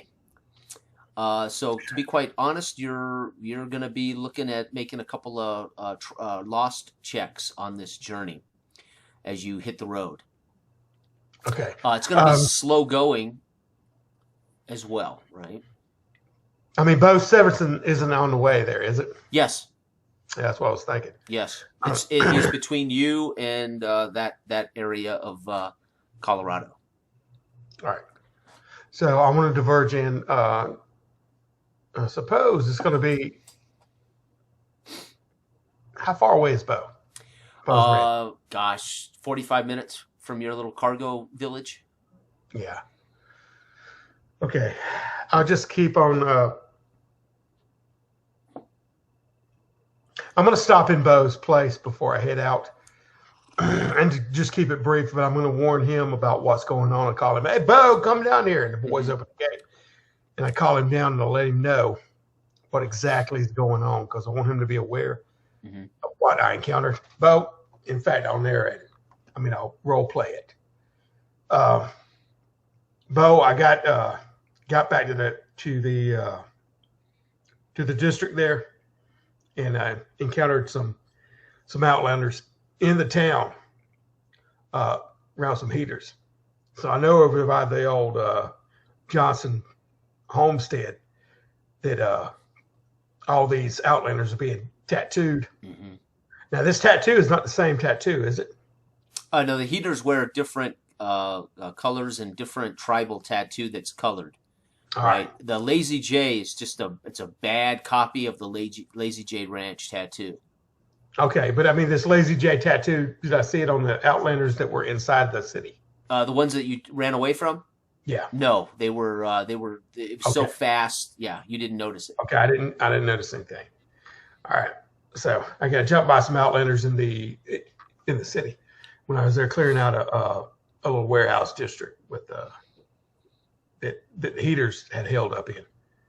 So just letting you know, they're spreading. They're in the cities now, and they're over there. I know they've taken over. So we talked before they're taking over the Lazy J Ranch. Just want you to be on high alert. Have your boys on standby in case anybody comes through here. Yeah, with this cold summer, we expected to see a lot more problems from the heaters, Outlanders, and others. People trying to get prepared to survive this cold winter, I think, is coming. Now, listen, I think they're organizing to do that a little bit better. So something's going on here. Mm-hmm. You need to be on the lookout. And you don't have a shortwave or anything, do you, Bub? Yes. Oh, yeah. What? Oh, absolutely, I do. Okay. Now my shortwave, you ain't got an extra one on you, do you? Let's see here. He does. Yeah, I sure do. Look, come on into the compound. There's no reason to talk through the fence. Let's open that gate up. And they open the gate up. Yeah. And he says, while I run and get that, I want you to talk to Jimmy. Jimmy was out to the Johnson's place. When I told him about Lazy J, the Johnson's ranch, Jimmy and his brother Sammy went over there early this morning, and they may have some good information for you. And he yells out, "Jimmy, Sammy, come over here, and I'll be back." And he runs off toward his home. Okay. And Jimmy and Johnny, they look to be about 18, maybe 21, each of them. What'd you boys see?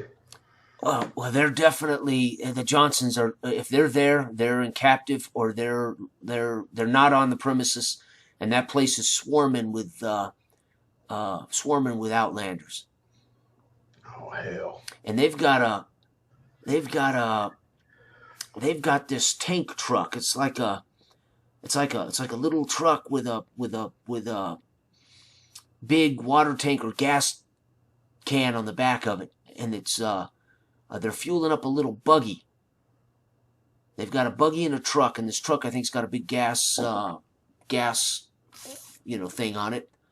You kidding me? They got a hold of a tanker truck. We couldn't tell. We had, he shows you his monocular from an old hunting rifle, and he says we use this, and a couple of them look like they might have actual ballistic weapons, but I mean, there's these guys. Well, I've never seen Outlanders in this organized or with weaponry like this and driving vehicles. There is something really strange about this Outlander group. And I'm afraid the Johnsons are dead, long dead. Yeah. I wouldn't expect they'd be alive. Those Outlanders are crazy. Yeah, this is some good information, boys. Mm-hmm. I appreciate it. No. I'm glad you got back safe. Sammy counted, he thought 8 to 10, but he couldn't tell for sure. But we're thinking at least 8. All right. Y'all care if I use that monocular? He looks at it. But it won't attach to you'll have to tape it to your gun. The sight attachment's broke, but you can use it for looking. Yeah. I don't know if it'd be accurate. If you tape it to your rifle, I don't know if it'd work real well. I don't know how accurate it'd be if you do that. All right. How far off is that Johnson's place?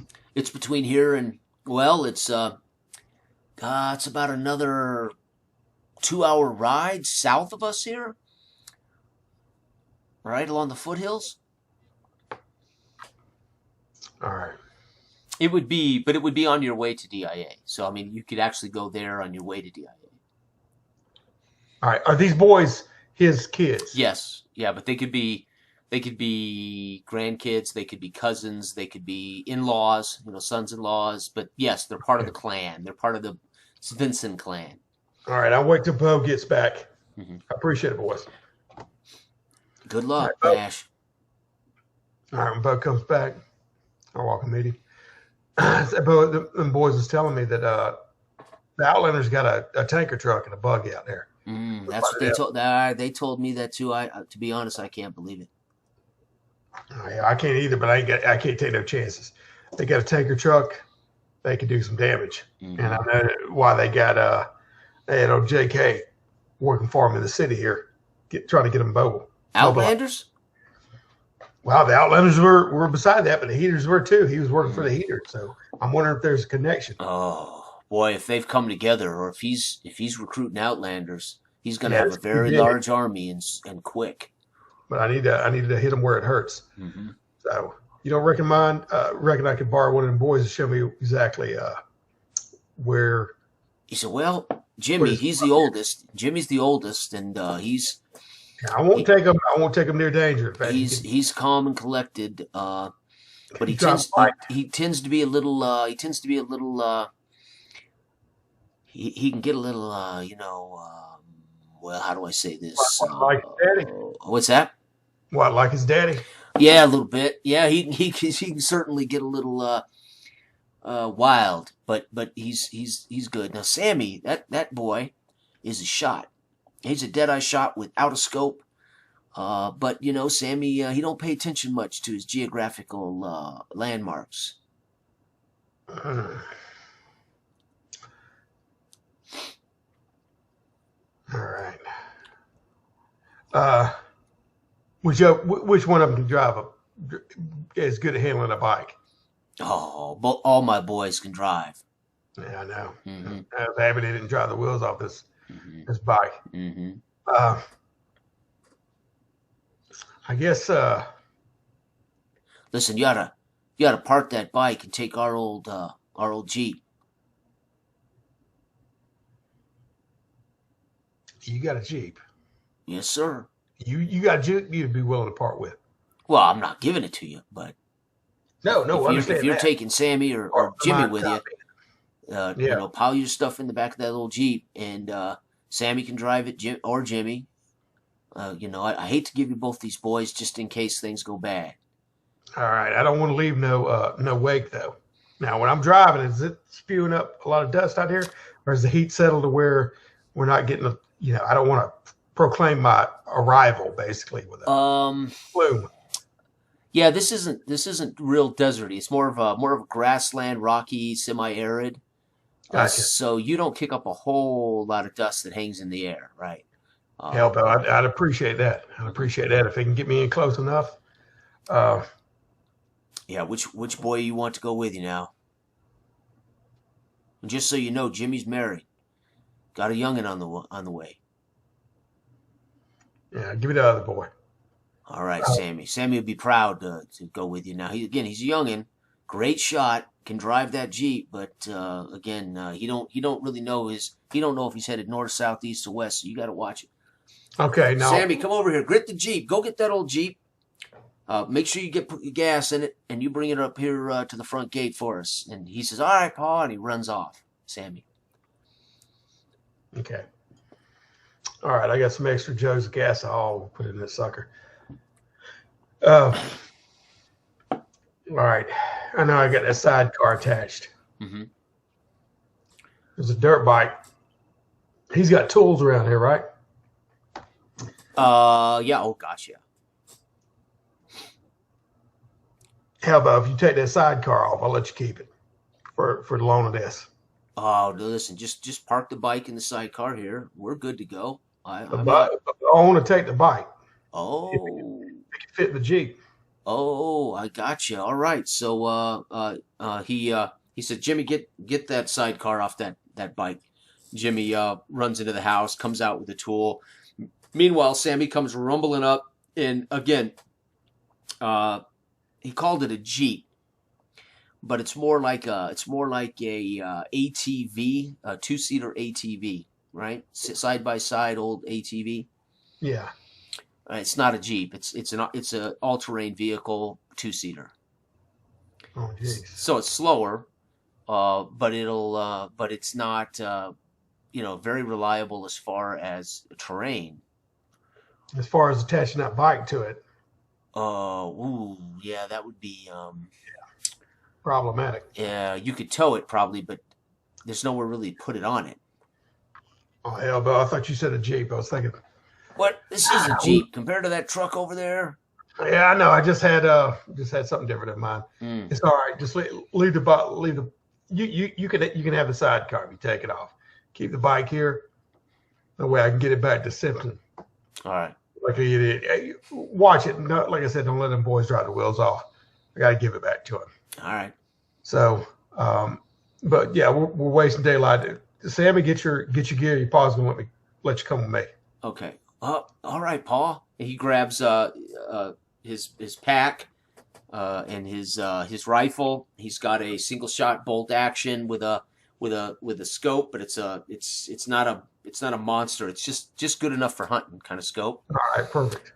He climbs in. He looks at you as he's climbing in the driver's seat, and he looks at you. Do you want me to drive this, or do you want to drive it, Nash?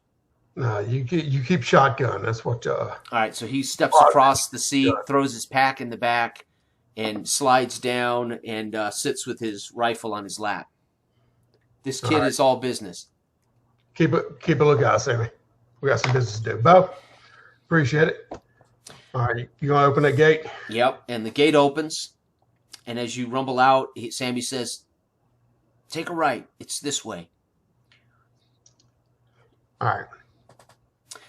And as you go ahead, I'm sorry. No, just gonna say, Bo, if I ain't gonna bring the boy in too close, but he may come back. I mean, he's either gonna come back with or without me, but he'll come back. You got my word on that. Anyway, go ahead. Letting the gate open. Yeah, and he says, "Well, my boy will do what he's got to do to help you out. He knows. You don't grow up in this life and times and not be prepared. Daddy, right. I got it. Don't you worry. He'll do us proud, Bo."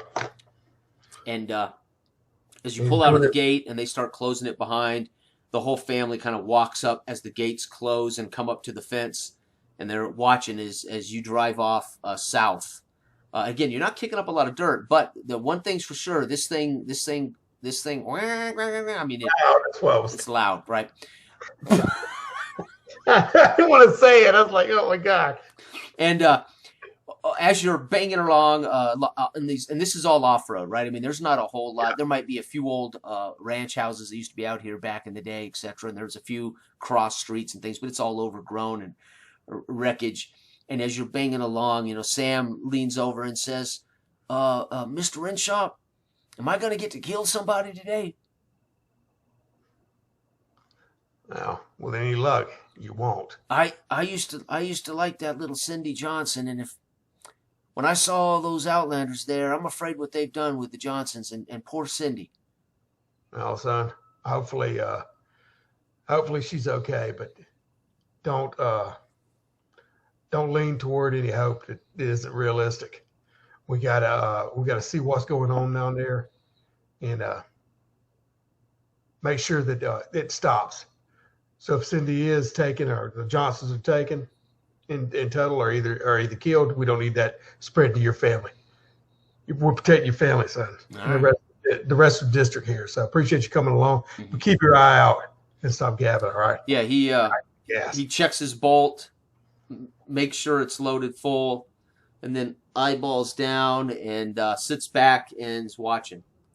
All right, let me know if you see anything. Mm-hmm. I keep driving and I'm searching in that direction. If you have any, if you see any landmarks that you don't recognize, let me know. Yeah, he looks at you and kind of shrugs. All right. Okay. So you'll need to make a travel check here, right? Right. 1d6. You're looking for with the boy. We're going to give you a bonus, so you'll have a +1 to this range on the die 6. Okay, 7.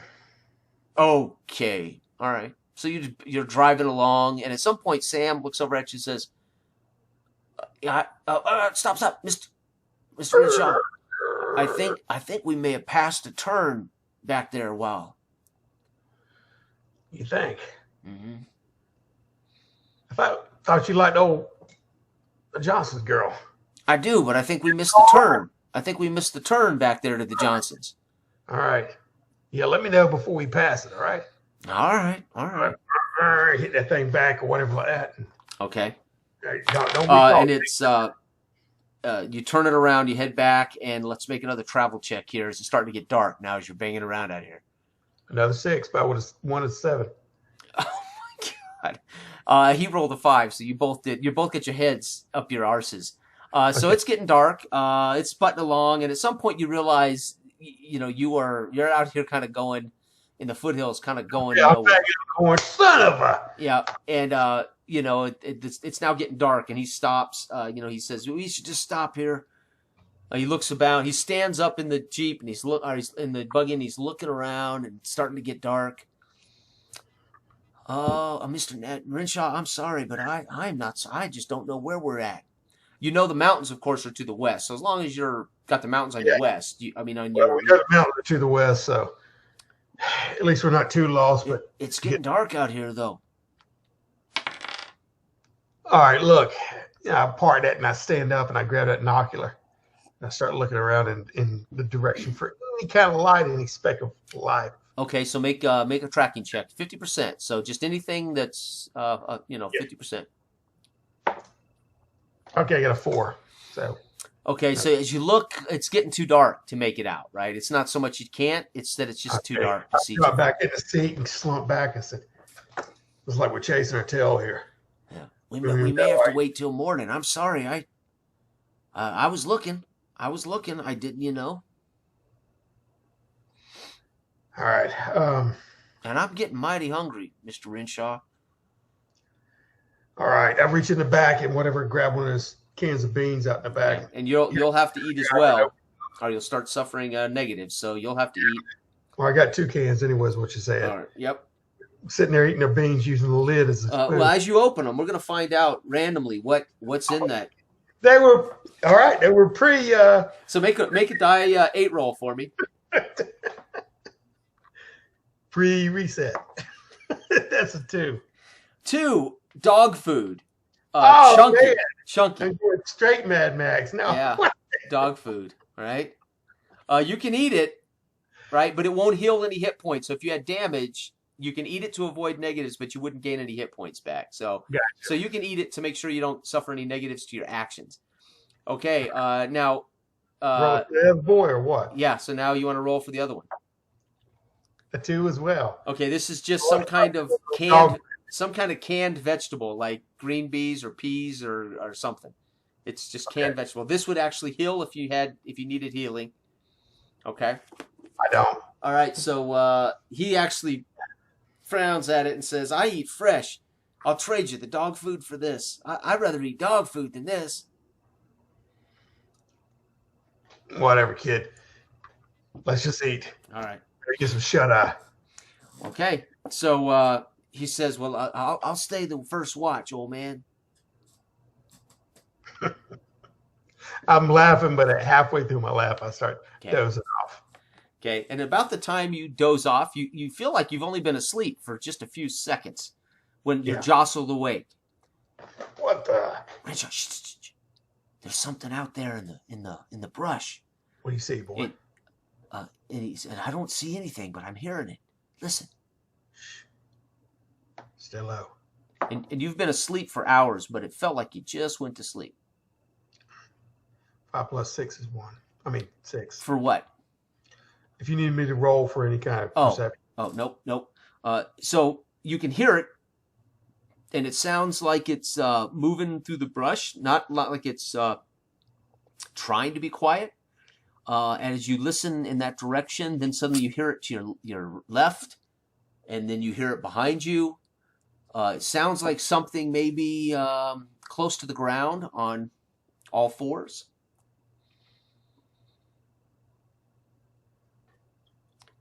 You don't have a dog, do you, boy?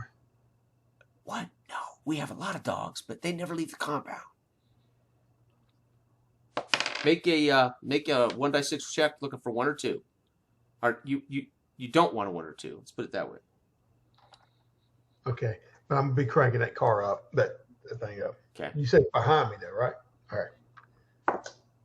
I got a 6 + 1. Okay.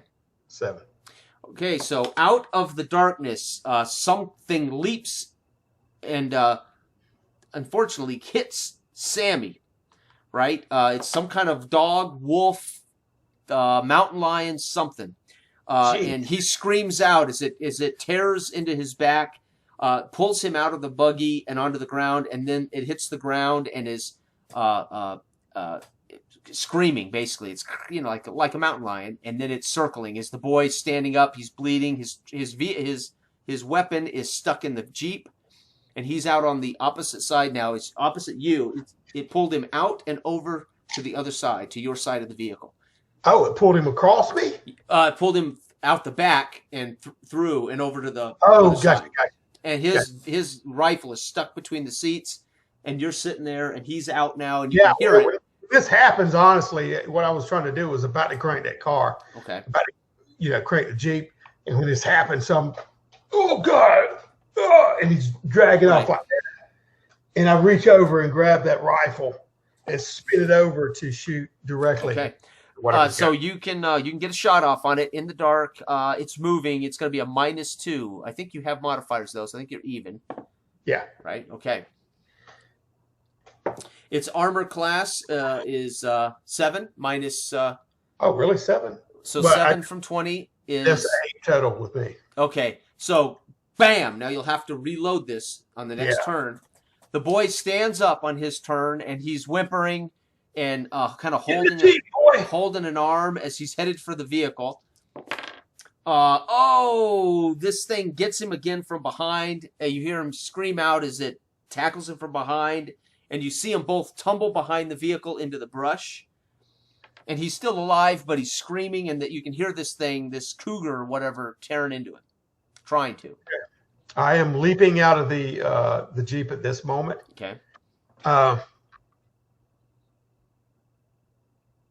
As they're tumbling into the brush, leapt over. I'm running over there to beat whatever it is off of him. Okay. Right. Okay, so go ahead and attack. It already attacked him on his turn. It's your turn. Okay, that is a 21. Yeah. Okay, so roll your damage, which is what is it? A billy club? Is it your club? No. I was using just using the gun itself as a. Okay. So 1d6 plus your strength. Oh man, that sucks. That's 2 total. 2? Yeah. Okay, but you did break it off. You did bust him off the boy. Let me make a morale check for this thing to see if it likes to fight. It screams at you, and its hackles are up, and then it kind of backs away, and before you know it, it's off through the bushes like dart fast, and gone. And the boy you hear the boy at your feet, whimpering and moaning. All right, I've got the gun up and I'm pointing it in the direction where that thing ran. And I'm picking up Sam with my arm, and I'm pulling him backwards to the Jeep. And as stay with me, boy. Stay with me, boy. And he's crying and he's mumbling, "I'm sorry, Mr. Renshaw. I let you down. I'm so sorry. Stay with me. Just breathe easy. Breathe easy. Get you to the van." And he leans over and vomits up a nasty combination of dog food and green beans. Oh, geez. Okay, I don't even care. I'm just in the thing. I'm trying to pull him back. And I'll lay him in the van and in the Jeep, and hop in there real quick. And I'm looking at all of his wounds as I'm cranking up that car. He's mostly scratched up with deep claw marks where this thing leapt out, grabbed him, and pulled him. No bite marks. These are all really nasty, deep wounds from claws in which this cat would grab him and rip him and tear him. Okay, but I'm checking his whole body for like major wounds. Right. Is this tearing his shirt and looking? Yeah, I mean All right. he's hurting. He's bleeding pretty good. He's beat up pretty bad. He's not dead, but he's hurting. Okay. Now this ATV is all right. I got it on. The front lights are on. Right. And I'm looking at him. I'm tearing his shirt and strips or whatever I need to staunch any main flow. You know what I mean? Of blood. Try to bandage him up a little bit. Okay. Your mama's gonna have to take a look at you. Make an intelligence check. So you need to roll above a 10 and just add your intelligence modifier with a D20. D20. It's 18. Okay, so you can tell from this he won't die from it, but he's you've done a good job. You haven't healed him any, but he will not die from these wounds. But of course he's compromised, so obviously further injury would probably kill this boy. Yeah. All right, boy. We're gonna have to get you back to your mom, but she can tend to you better. Shouldn't have brought you along. Oh, that's not your fault. But I'm sorry I let you down. I should have shot the minute I heard that thing in the woods. I should have just shot at it instead of waking you up. All right. You lay there and be in some peace. I'm trying to get you back to your daddy. All right. Anyway, I crank it up. Okay. I crank it up, and I'm gonna try to make my way back there. I know it's still nighttime. Yep. I'm trying to get back to Bo's place. Okay. Right. Unfortunately, you got to make another. Now you get a +1 because you know where they live, but in the dark, and you got turned around during the day, and -1, so even. So you just need a 1 or a 2. A 5. Nope. Okay, so you're driving, right? Yeah. And after a while, you realize it's just been a while, right? It's just been a while. The sun's coming up, and so you've lost 8-9 hours, right? You may have slept for. Oh, you okay? Somebody there? Yeah. No, that's fine. The bush. Okay. I know you're looking for them police. Yeah, I thought it was a. I thought it was a cougar, but but as the sun comes up, you now at least can see the Svensson's place from here. But you lost a few hours, right? Yeah. You had to wait for the sun to come up, and now you can see it. It's not cursing too and far. punching the wheel and everything like that. Okay. And they, they meet you at the gate at about 6:30 in the morning. The gate's coming open. Bo, quick, come get your boy. They come rushing out. What the? You've been gone all night. Did you get them such? What the? Sammy. We got turned around. Jimmy, Joe, Sammy. come get your brother. And Jump they come, on, I think, yeah. call him out, and they take him into the house to take him to your mama. She'll take care of him. Managed to get that mountain line off of him, but not before. Oh, the damn cougars scratched up into. Yes, you see, this is one more indication it's going to be a cold winter when these cougars are down here hunting. Yeah, when they come down from the mountains. Too close to the mountains. Well, did my boy fare well though when you got over there to the Outlanders, this Johnson's place? That's the problem, Bo. We didn't get there. We got turned around in the dark. I told you that boy Sammy. He doesn't know. He doesn't know if he's headed north, east, south, or west. Well, I don't want to endanger you a lot anymore than I can, but I figure I better get him back here. Jimmy can take you straight there.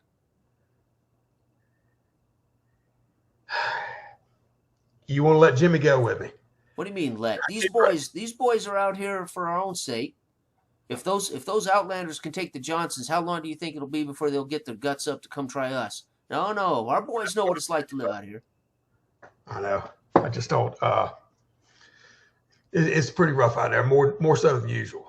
So I appreciate everything you and your family is doing. All right. Well, let me at least draw you a map if you won't take any of my boys. Yeah, that'd be much appreciated. Okay, so he goes in, comes out and with an old parchment and with a chalk pencil and talks to you and tells you, okay, you go down here, you look for this large tree and rock, you'll see it. And once you get past that, you'll see this old road. That old road used to be a really nice paved road into the Johnson's place 40 years ago. And he draws this all up for you. Okay. And hands it to you. Again, and then I'm walking over because I know she's stitching up Sammy. Mm-hmm. Appreciate it, boy. No, don't worry.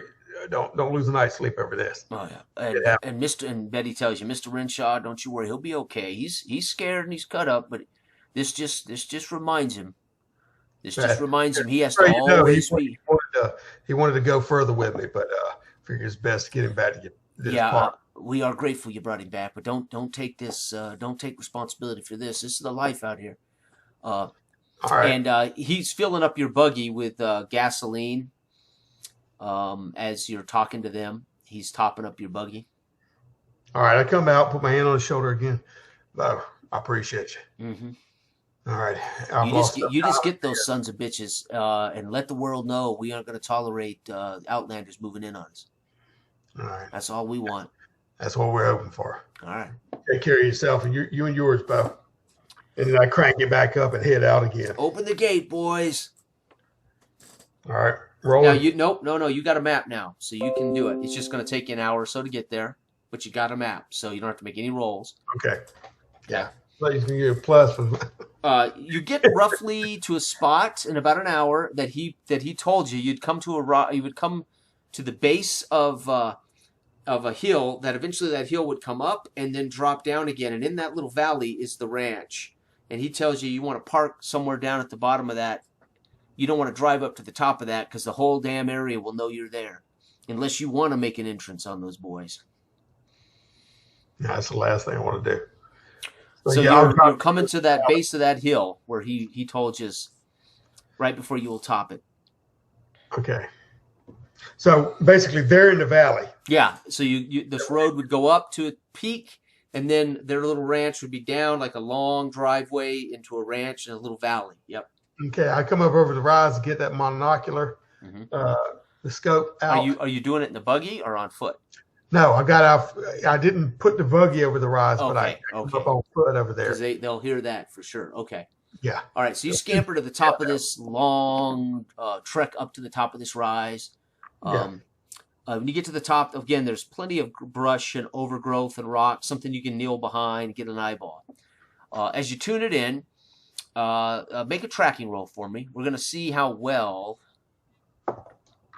Got a 1. Okay. So you take your time. It takes you about 20 minutes as you breathe and relax, and you slowly watch and you count heads. One in by the buggy. Up 2. There's another one in the buggy.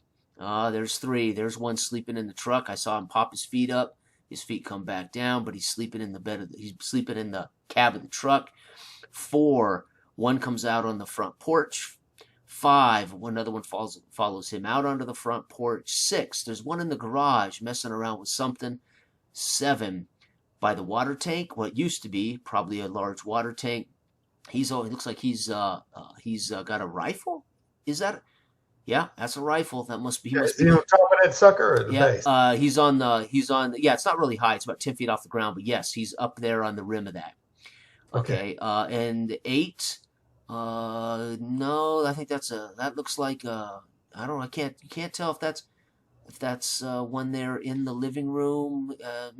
Hard to tell with this binocular. And then 8. There's for sure 8. 8 moving through the house. He comes out the side screen door. It looks like it comes off the kitchen. Looks like 8. And there might be one more inside if that's somebody. It's hard to see through that. 8 to 9, yeah. Yeah. So you got 8 to 9. And the buggy is indeed there, and this is a buggy. This was like an actual a vehicle, like a dune buggy. Buggy and truck are in the front of the ranch, basically. Yep. And the guy coming out on the screen porch was what in the back or the front? Because I don't want him to get on the porch. Front. So there's 2 on the front porch, and then one came out the side of the house, facing me. Yeah. Yep. And then there's one in the water tower. There's one for sure is sleeping in the cab of the truck. And there's one in the buggy, and there's one sitting on top of the buggy. And the water tower is between me and the house. The water tower, as you would come down the driveway and pull into the front of this ranch, there's a water tower that sits out to the right of it. And as you would come into their driveway, that water tower is right there. So, yeah, it's basically would meet anybody on the road that would get into the house, into the property. Okay. And then my location is I'm envisioning to the right of the property with the, or so when you came up over the ridge, the road that you were on would snake down, and you're right in front of the property. Gotcha. I'm facing. The road is to your right, And the little Y where they would pull into this house or this ranch is the water tower. So it's to your right as well. And, Okay, and this the little house is like valley right in front area. of you. What's that? This little valley area in Yeah. this ATV I'm driving. Does it look like I can, just from the area, is it all wooded? How I'm wanting to get into the These are more like rolling hills. There are trees and brush and rocks, but it's more like bonanza rolling hills kind of countryside. If you've ever, yeah. right? It's not high grasses, but it's not desert. It's not wooded, heavily wooded. But there are trees and things. And this buggy is loud. I mean, Yeah. No, I'm gonna have to push that buggy off into the brush and try to cover up as much as possible. Maybe a little holler somewhere or something. Off the road. All right. All right. And you're pretty sure you got 8 for sure, maybe 9. And they all look to be Outlanders. Oh, they are Outlanders. They all have these Lazy J tattoos. All right.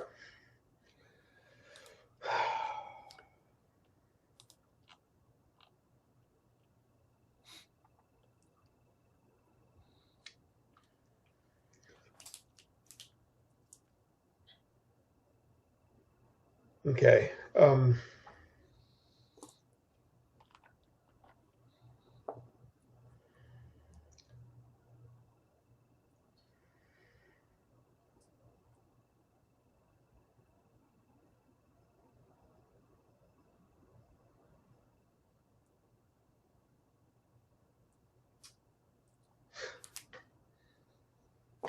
Okay, I need to take one pipe bomb with me in my little bag. Okay. I'm gonna take Now, if you get shot, there will always be a chance that might go up, right? I know. Okay. But I want to approach and skirt around the area and try to go into the back way. Okay. All right. Okay. So what we're gonna do is for you to move carefully, with intent to stay hidden behind rocks, trees, rubbish, etc. You're gonna have to move like half your normal speed. So it'll take you, if you're smart, you're careful. Remember, there's 8, 9, maybe 18 potential pairs of eyes that could spot you. And this is early in the morning, right? It's about. It took you an hour to get there. About 8 o'clock in the morning. Okay. Mm-hmm. All right.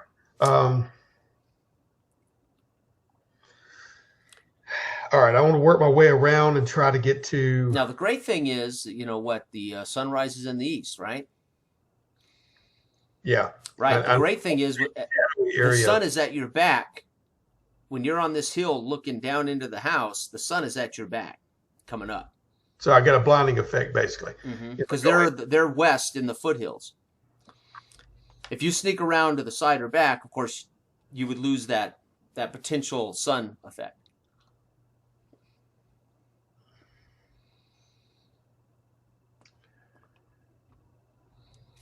Okay. All right. Yeah, that's a good. I mean, you're in range for your long rifle, and you're above the house on the rise, and you have the sun at your back. So right now, you got some pretty good advantages. Yeah, that's right. If I'm coming in from the east, and how my approach is. I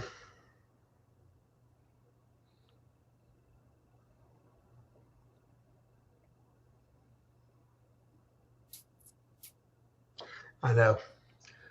What I'm going to do is, now this radio I have that I'm going to try to take that binocular onto the rifle. Okay. Time to do that. Yep. Now, if you use it, it's going to be a random effect. It'll either help you, or either you will have taped it on and it's slightly off and it'll hurt you. Yeah, I know. Okay. I know. But we'll find out when you shoot. Yeah, I might need to be tearing it off pretty quick. So right. Depends. All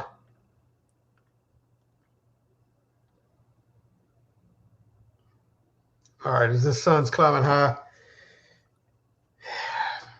in the sky, I was wanting to stay in the shadows, go around to the side, but because the sun's at my back. That is a wiser course of action.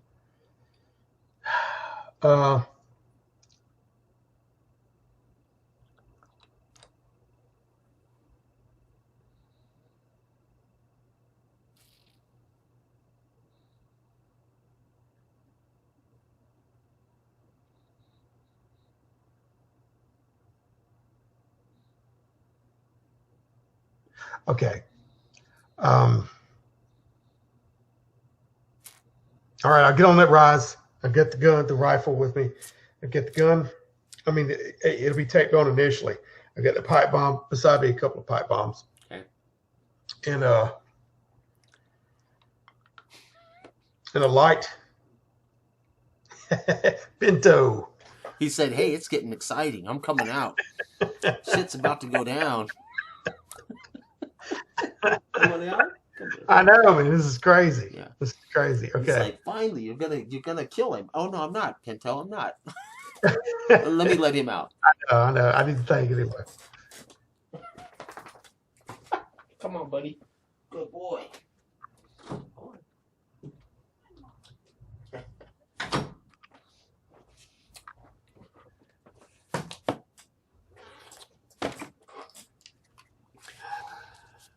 Pinto's a big pussycat. He can't stand violence. He hates to see a good man die, so he had to get out of here.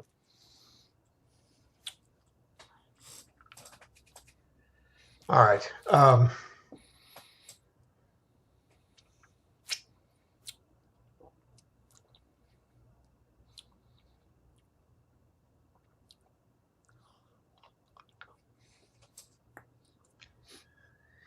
Jeez.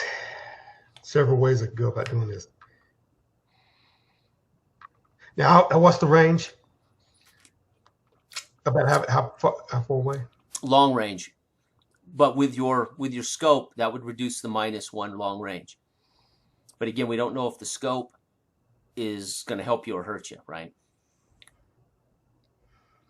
But right now, from this rise, you're long range, which is only a -1. And as far as me getting down to this, how far of a, if I could go full along speed sprint down, it would take you 2 turns to get to the house.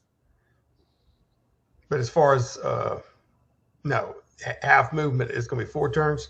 4 Oh checks. no, that's yeah. If you're gonna sneak, that's gonna take you longer. It's gonna take you about 6 turns to sneak. Yeah, 6 turns. Mm-hmm. All right, with that many eyes on me.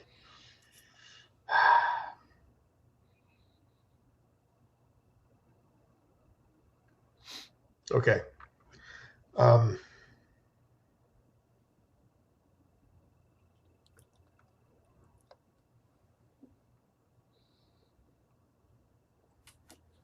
right. I'll go ahead and strap that on. I get the pipe bomb by me. I'm going to take a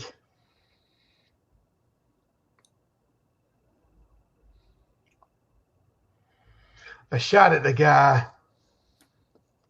Well, I say the closest one, basically. What about the one on the water tower? It's between. He's the closest. Okay. Yeah, because the water tower's right at the area where you would turn to go into the ranch. Yeah. All right. That's what I want to take a shot at. Mm-hmm. All right. Okay. So you're going to use the scope? Yeah, I'll go ahead. I want to hold it up and see how it sets. You know what I mean? I'm gonna take it off and look at mine and see if it's kind of jacked. Okay, you've got a +2, right? To hit with dexterity for long range? I mean, for ranged weapons? For ranged weapons, it was +2, I think. Yeah. Okay, yeah, so let's. I want you to make a die-6 check. Add your +2 to the range to see if you can tell whether this is going to help you or not. So 1 to 4. It's 5. Okay, you know what? You don't know. You just don't know. I don't feel comfortable about it. Yeah. So if you take it off, if you don't use it, it's a -1. With your +2, you'll get a +1 total. So at least without it, you at least get a +1. Okay. It feels a little shaky to me, so I'll go ahead and tear it off. Okay. And set it to the side and readjust and look down the sights. Okay. And take time to aim. Mm-hmm. Go ahead and take your shot. +1. Well, you said +2, right? To hit? -1 for long range. Gotcha. Right. Okay, it's 18.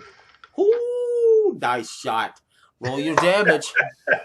Bam! Out of That was nowhere. what, a 10, the D10, right? Let's see. The long range. This is D10. Yes, sir. Oh, plus. No, that was just That's no just, plus. yep. It's 8. Oh, okay. Describe to me what it looks like as you take this guy off the water tower. Okay. He's kind of walking and looking around, and all of a sudden he gets hit, and it's almost a silent thing. He goes, and he goes down to one knee and all pirouettes and just flops off the tower and hits the ground. And his rifle is on top of him. This shot though resonates and echoes through the valley. I mean, bam, right? And you steady yourself. You make sure he's down, and by the time you look down to see what that says, you see these guys are scrambling and taking cover and hiding behind things. Yeah. Make a wisdom check. Add your modifier to it. You need to roll above a 10 to see if you can know where everybody went.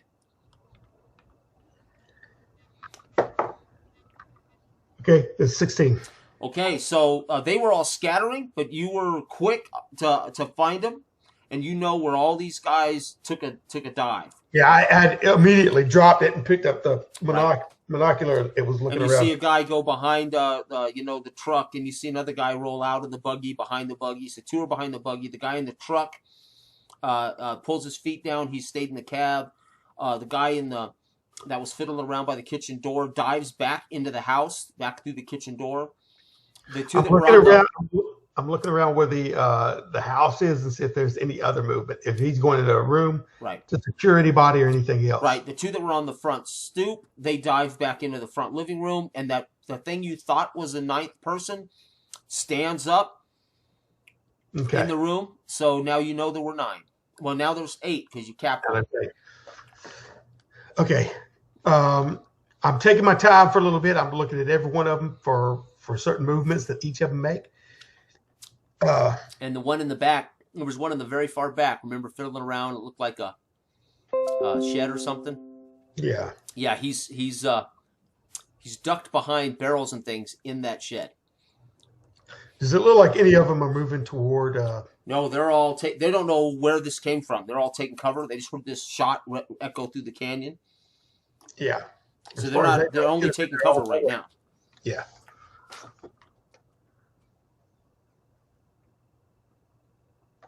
I'm going to, since the sun's still high in the sky, I'm assuming it adds me a bonus.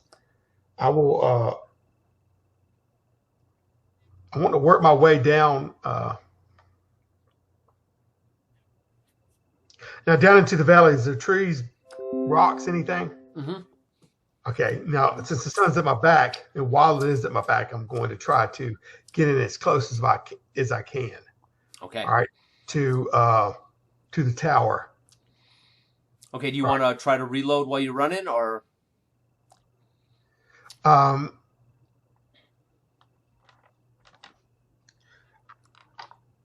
This is a one shot. This is a bolt action one shot, so you got to reload it at some point. Yeah. Well, I'm running around. I'm running down to where old boy fell off the tower. Okay. And yeah, I'll do it while I'm running. All right. Okay. So I won't make you make a check. That just means you're moving a little slower. Yeah. 17. Does that hit? That does hit. So you take a shot. Comes ringing from the house. Okay. And it does 8 points of damage. You take a bullet in the shoulder or something as you're running down that toward the water tower. Okay. And you definitely know it comes from inside the house. Oh. Yeah, that catches me. That catches me hard. Almost you see me running, and all of a sudden I stiffen up and take that shot. And I keep running though. I'm running straight toward the body. The guy, the body that fell down. Okay. Yep. Now, you said it's about 10 foot in the air. I'm supposing there's a little ladder or whatever. Yeah, right? But he fell off onto the ground. So, you're going to him, or are you going to the ladder? I'm going to both. Yeah. So he's on the ground. He pirouetted and fell off of it onto the Okay. ground. Well, I'm going to the ladder, Okay. basically. Okay. All right. Okay. Yeah, I'll climb up there as soon as I can. Okay. So where? 17. Another shot rings out. Wait a minute. And that's fine. That's fine. But what I was trying to do was, Right. I was wanting to at least get sight. The whole point of me going toward him is looking at his weapon, what he had, and maybe grab it. You see what I'm saying? Yeah. If it was scoped, if it was something better, to grab it. Yeah, you can grab it up as you run by, right? Yeah, just reach down, snatch it up. So you got one in each hand. Yeah. You over to the ladder. Yeah. So you've got a gun in each hand, and you're at the ladder. Yeah. Now, before I count this shot, what do you want to do? Well, my first thing is to get in a position where I got some cover. Okay. And now, what kind of rifle is this? Because I'm looking at it real quick. Does it have at least? It looks a lot like yours. It's got a small clip, maybe holds 5 shots that punches into the bottom. Yeah. You don't have to reload with every shot. Yeah. You don't have any bullets are in it unless you pop that out and take a look. Yeah. Right? I'm doing that. I'm definitely doing that. And it as far as the scope, no different than yours that way. Gotcha. Okay. All right. So I'll. Okay, so you've looked at this. No, I'm not looking at it. Oh. I need to save a little bit of time like that. I'm looking around the corner. Is the sun still at my back from where this? I mean, because you're now, the water tower now is just almost parallel to the house. Gotcha. But there's about 75 yards between the water tower and the house. Okay, so I want to poke out on the side that is nearest any kind of the sun or whatever, to get a little view real quick of where they might be. How close am I to the tanker? 75, same thing. It's parked right in front of the house. So the buggy's in front of the tanker, and that's right in front of the house. And the tanker is parked behind the buggy, which is, again, still slightly in front of the house. The guy that's in the shed down the driveway behind the house, behind the 2 barrels. Yeah. Right? And then everybody else is, behind those trucks and in the house itself. Okay. The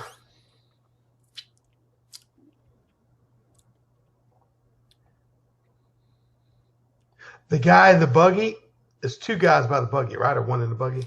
Both of them jumped out and got behind it. Oh, really? Mm-hmm. Okay. Yeah, whoever's closer to me at that time, I want to get a beat on them and try to get, if it's the buggy. It would be the or the shed. The shed's more like 125 yards because it's back behind the house. Yeah. Right? Yeah. And that guy didn't appear to have any weapons. He was back there working on something. So that guy in the shed may not even have a weapon. Yeah. Yeah, I don't know that. Okay. So there are barrels in front of him. And then, so the guys behind the buggy would be the closest to you. All right. But there's barrels in front of the guy at the shed. But it would be a long distance, right? Yes, long range. Yeah. Yeah, I want to take a shot at the barrels. All right. Okay.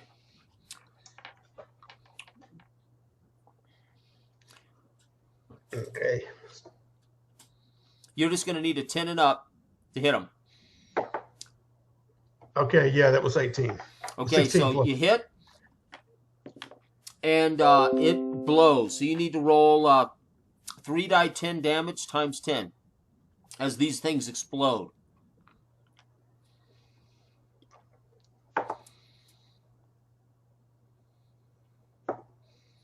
It's 19. You see it, just instantly explode.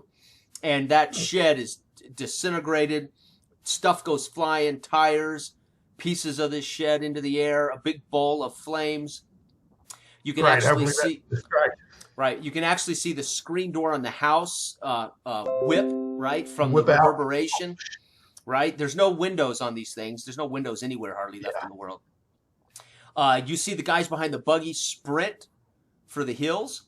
They're sprinting where you were at, up on that rise. They're running away from the house, up the rise. Okay, as they're doing this, I'll take 2 shots at them as they're going. Okay, the one in the back first. You pull a Sergeant Okay. York. And you're going to have a they're moving. So this is like cover. So -2 plus your 2 to hit them. So 0. You have 0 modifiers. You need a 15 and up. Oh, that's when I got a 15. Okay, so roll damage for that. 1d10 for this guy. It's 8. 8? Yeah. Okay, he goes down. He twists. Oh, wait a minute. 9. Because it's plus. No, there was no plus on damage. Okay. Or is there plus on damage for regular range or no? No, not for a rifle. Okay, gotcha. Oh, yeah. So he twists and writhes. You see him spin and stumble down while the other guy's going up.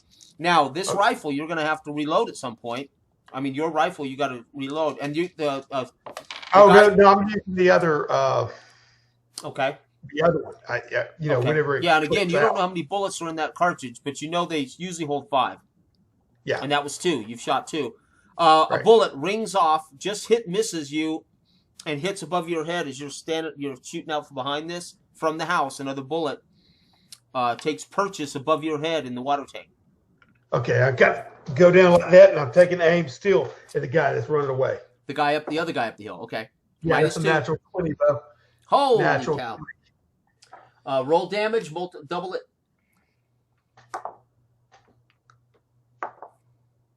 That's 16.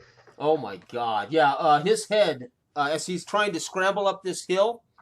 Yeah. To get away from this house, his head just like a cantaloupe.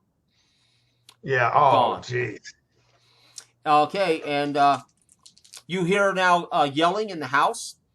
You hear the big truck start up, and he's pulling out like he's trying to drive away. The guy that was hiding in the cab of the truck. Yeah. He's now he's onto the driveway, trying to drive up the hill. All right. I'm taking a special aim at the driver only. Okay. All right. All right, wait. So that'll take a turn to aim. Yes. Okay. Yes. What that'll do is it'll give you a +1 to aim. You have +2 for your shooting ability, so it'll be +3. He's moving -2, so you'll have a +1 total, but it's going to take you a full turn to aim. Gotcha. Is it worth that +1? It's up to you.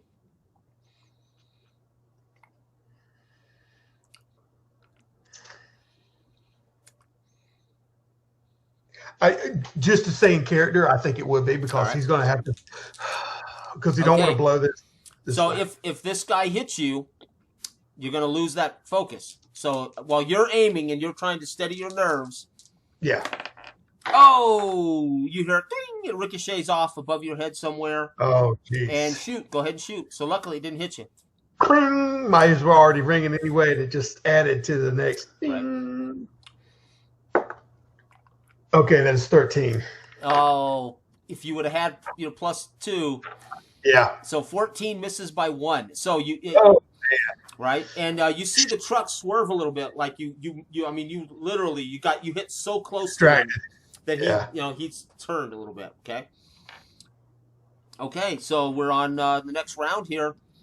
And now the truck is climbing the hill away from you. It's the back side of the truck, the big tank. You can see past the tank, just into the backside cab of the truck. You would have a shot at him on this turn without aiming. You just, if you want to take a pot shot. Yeah, I curse real quick. Now, that's already been how many shots? That's 4. You got 1 left. You think. I think it. You don't know what was in it, but yes, you think.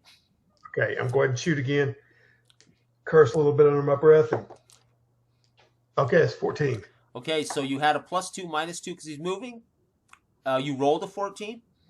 No, sorry. I rolled a 13. I added 1, so that was a 13. Yeah, because you didn't get to aim, so you don't get to add anything. Okay, so again, you see him do this, as the bullet hits something in the cab. Yeah. And, okay, you hear another bullet ring off the water tower. And again, you hear this guy in the house yelling as he's shooting. The truck goes up and disappears down the rise. So the truck is now gone. Jeez. Okay. All right. So the truck's gone. Those 2 guys are dead. There's still, by your count, there's still 4 in the house.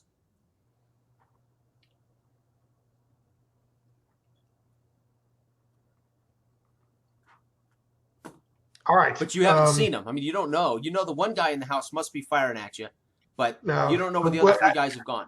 Yeah, but I'm lighting that pipe bomb, and I'm going to throw it over in the front of the house. Okay. How far of a throw is that?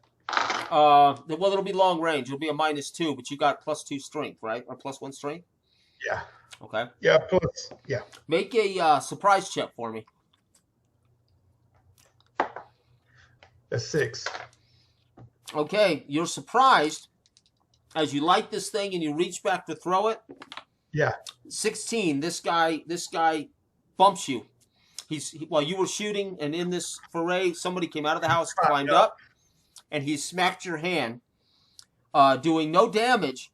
But this bomb has fallen now and is rolling around your feet while you two are grappling up on the water tank.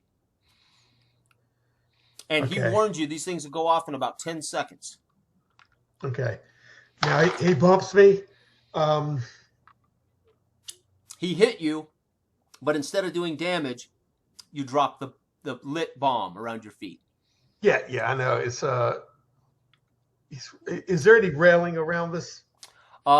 Just a little one, right? Just a small little wooden thing or whatever. Yeah, and it's only a 10-foot jump down. I mean, you could potentially take some damage leaping off, but. Okay. He probably just thinks it was a pipe or whatever. Like that. It looks that way. It dropped. I'm saying he's not like, oh my God. You know what I mean? Mm-hmm. He's more focused on me. Is that correct? Mm-hmm. Yeah, I mean, he's trying to fight you. Okay. I'll immediately try to break free of him, and then I'll jump not toward the house, but just down on the ground. Okay. All right, so let's make a opposed strength check. Your dex, you're trying to get away from him, versus his strength. Gotcha. That's 19. 9 for me. So you win. Okay, I slip out away and jump off the back. Yeah. All right, now let's make a Constitution check as you hit the ground. Constitution save. So let's make a 10. You need a 10 and up. Add 1 for your. Or no, 3 for your con, right? Yeah, it's 3. It's 11. Okay, so you land hard, taking just 1 point of damage. Okay. And it knocks the wind out of you. You're on your back. Guns come out of your hands, but you at least didn't take a lot of damage. You've knocked the wind out of you. You've dropped the rifles. And in above you, this boom blows. And it does 5 die 10 times 5 damage. Is that what it was? 5 die 10. Yeah, it was. 10, 18, 27, 30, 36 times 5. What is that? 36 times 5. We need a calculator for that, aren't we? I know. 180. Okay, so 180 explodes. You're 10 feet away. Oh, man. Yeah, that's not good. So let's see. Well, we still have to roll to see, if it hits you, right? So here's what we're going to do. If it hits you, you're going to take half that because you're 10 feet below it as it explodes. Okay? Half that. Half that. If it misses you, right, you'll take a quarter of that. Okay? Okay. 2. So you take a quarter of that. So what was that, 180? Half of that would be 90. 45 points of damage. Dude, he's He's gone? Oh! He's gone, yeah, because I was down to 15 at that time. Oh, my gosh. Let's double-check the rules. Make sure I didn't do anything wrong here, right, on this. Damage for dynamite. Now, yours isn't dynamite. It's the half of that. Where is our ranges? Wonder if he has weapon radius. Dynamite. Oh, wait. Here we go. 10% chance of it going off of, okay. Okay, it's got a 50-foot radius. It's cumulative. The radius extends by 10 feet. So, the radius is 50 feet radius. Anyone within will take damage. For each additional stick used, add 10. So you were definitely caught in Yeah. this. So we did that right. Right. Yeah. Unfortunately, now I gave you a chance to cut all that down by being below it. So So technically, you would have taken 180 points of damage. Jeez. Right. So Nash, so much for our adventures of Nash Rich. he gets just belted to the ground. Oh Dang my it. God. So hard. And Now that what sucked he was because gonna do- I was loving Renshaw. what Nash was going to do was just throw that to leave some kind of diversion while he ran up there and tried to catch that. Yeah, and I had all those shots you were taking. Those other three were sneaking out of the house and coming around, and one was climbing up. Oh man! So the thing is, not only did you get blown to hell, but all three of those guys got blown to hell. So the only person left is the guy in the house. Yeah. I mean, you killed everybody but the guy. The one in the tanker. The truck. The tanker. That was. You know what Nash was wanting to do? Grab that tanker and drive it straight to Denver International Airport. Right. And blow that whole place to smithereens. Right. Yeah. Dang. Damn. Yeah. I was going to blow it down with pipe bombs. Yep. Yeah, so while you were focused and aiming, shooting at those guys, popping them off, getting shot at, this guy was climbing ladders, sneaking up on you. I did roll to see if you spotted him right before that. Unfortunately, you failed. And he just knocked it out of your hands. Dang. It's awesome. Sad, but awesome. Yeah. That's the way it rolls. Shoot. Whoo. Well, what a way to go, though. Blowing yourself literally to smithereens. Out in a blaze of glory. Yeah. I can hear Simpson. What happened to Nash? Where's my bike? What the hell? Oh. Yeah, I left that bike back there for him. What's that? Remember? I left the bike back there for him. That's right. Yeah. That was fun, though. Yeah. Well, we can always play in this world. You'll just have to make a new character, right? This is awesome. It's very atmospheric. So I mean, I was envisioning all this stuff, in the way it's going down. Damn, I liked Nash. That was awesome. Like I'm gonna ram that freaking tanker truck right down in his what's his face? Well, I mean, and every single time I rolled to hit you, had you been hit, I was that first shot I rolled to see if he hit the bomb, and you took damage, and then he missed all those other shots. But had he hit you, all those I would have rolled to see if there's a chance he hit the bomb, right? Yeah, so I mean, you could have been blown to hell anyway. Yeah. Mm-hmm. Yeah. Yeah. Nash has an agenda, though. Definitely, I can see throwing Bojack into the propeller blades of that thing, just like a girl with the combine, man eater. Yeah, it's a good game, bro. He was dedicated.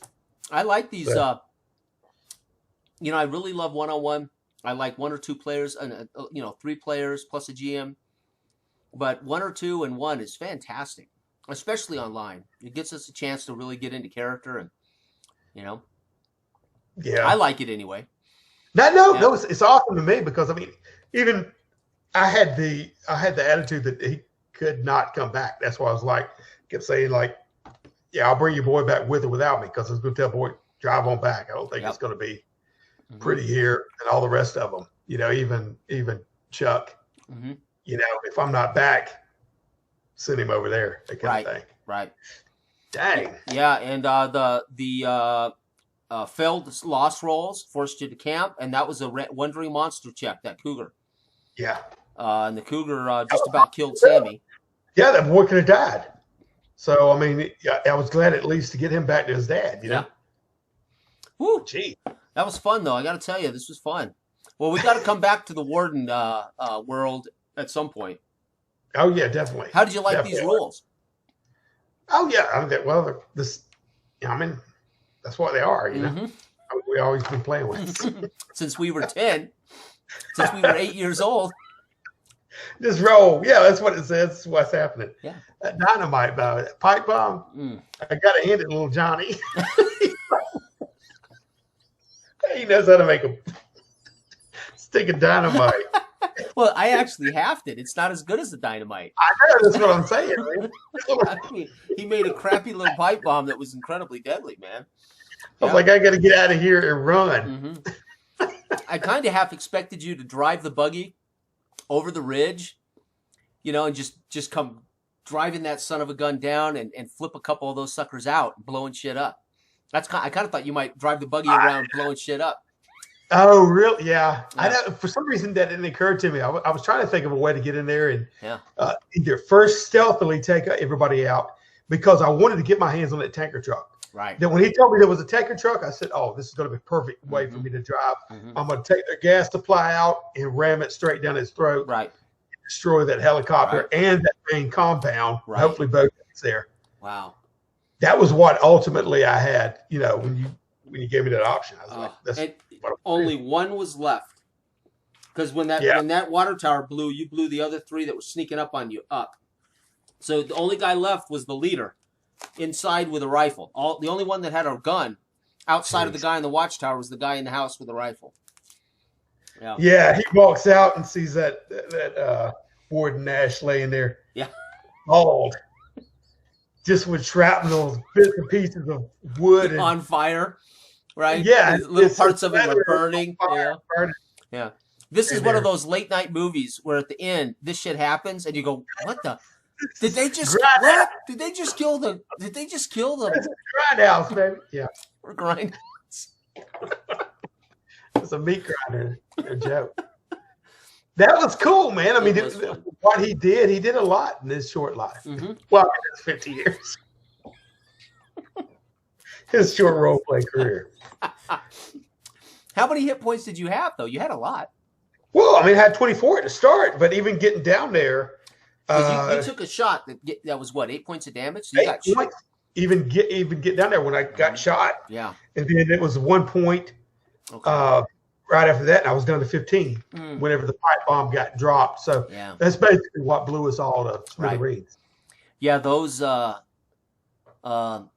these weapons. I mean, when you play a game that has weapons, like we played White Star. Yeah. And it's already deadly. And I told all the people at the group. Now remember, this isn't D&D. I mean, D&D's deadly, but these weapons literally do 2d6 and 3d6 laser damage and shit. And we started, and this was a group here locally. I'd only played with them once or twice. It was a married couple and Big Mike and another girl. And they made their little characters, and we were playing this White Star adventure in space opera. And they end up escaping some prison ship, and they go to a little asteroid, and they park this ship on a little asteroid, their little shuttle. And they realize that below them is this pirate camp, and they come rushing out, firing at the little shuttle. And they decide they're going to hop out and fight them. And I'm like, okay. They were all dead in one round. I mean, every roll I made, and they were just vaporized by these weapons. And I went, and they were all just in shock. They were used to playing 5th edition. Even in this, man, with 8 or 9 people, and I'm sitting up there, really the approach is, how do I do this? Right. I mean, I could have did something like that buggy, just let it roll down in there. Right. I didn't want that thing to blow, though. I was afraid of the tanker to blow. I thought you were either going to get in the buggy, drive around and bomb their ass, or I thought you might purposely blow up the tanker to wipe out the buggy and the 3 guys there. I mean, the thing was, you had a whole lot of choices. I know. That's why I was so paused. It's like, well, you were kicking butt, except you lost track of the guys in the house. Yeah. You were so busy popping those guys that were running away that you let the guys that were actually fighting, you were ignoring. Because you killed all the guys that were running away. Well, I wanted to take them out and figure it was a free thing, but I was thinking, I didn't know if they would be going to get more. But, I mean, that was sort of like fish in a barrel to me. I should have stopped there. What I got hung on was trying to take that guy out in the tanker truck. Right. But what I was going to do, even though it didn't make no sense at the time, I wanted to keep that tanker truck. It was pivotal to my plan, but I focused on that, and it got me off of the main. I didn't have that much room with that many enemies. Right. To think that big. Right. You see what I'm saying? So I thought outside of the confines of what was possible. Oh, no. It was very, to be honest, it was very accurate. You're focusing, popping off shots, hoping they don't get shot. I mean, it was 4 turns. They easily moved from the house to the water tower. The one guy climbed the water tower. Yeah. Yeah. I didn't know if that boy would get to that ridge and start popping me down there, too, like the 2 running away. Yeah. So there was a lot of little side concerns, but it was very intensive. Like, there was a lot of crap going on. Oh, yeah. Yeah. It's tough to be a one-man army, man. Now you know why Chuck Norris is so awesome and why Stallone is so awesome and why those guys take on 50, 60, 200 people. Yeah, I know. Jeez. But that was cool. That was cool. So the two that had yet to come up, remember I rolled you rolled what did you roll? 10? The heaters? Okay, so you rolled 10 to start the game. And that random encounter was heaters have gone over the wall in Foothills Place and they've taken hostages in a living district. So that's what you rolled to start the game. And I was going to wait till nighttime for you to get that phone call. Of course, you wouldn't have got it because you would have been headed to DIA. So you would have come back and found out heaters had gone over the wall of Foothills Place living district and had taken hostages and killed a family. And jeez, man. So that was going to happen at night, but you were headed out of town. So matter of fact, it happened the night that you slept and the cougar got Sammy. So all of that would have happened because you weren't in town to get the call, right? And then the other one was that I rolled was 7. That I rolled during the thing. 7 is a local. A local leaves you a note. It says Barnes and 87th, apartment 23. That's all it said, and you would have. You'd have gotten this note on your door that said Barnes and 23rd. Barnes and 87, apartment 23.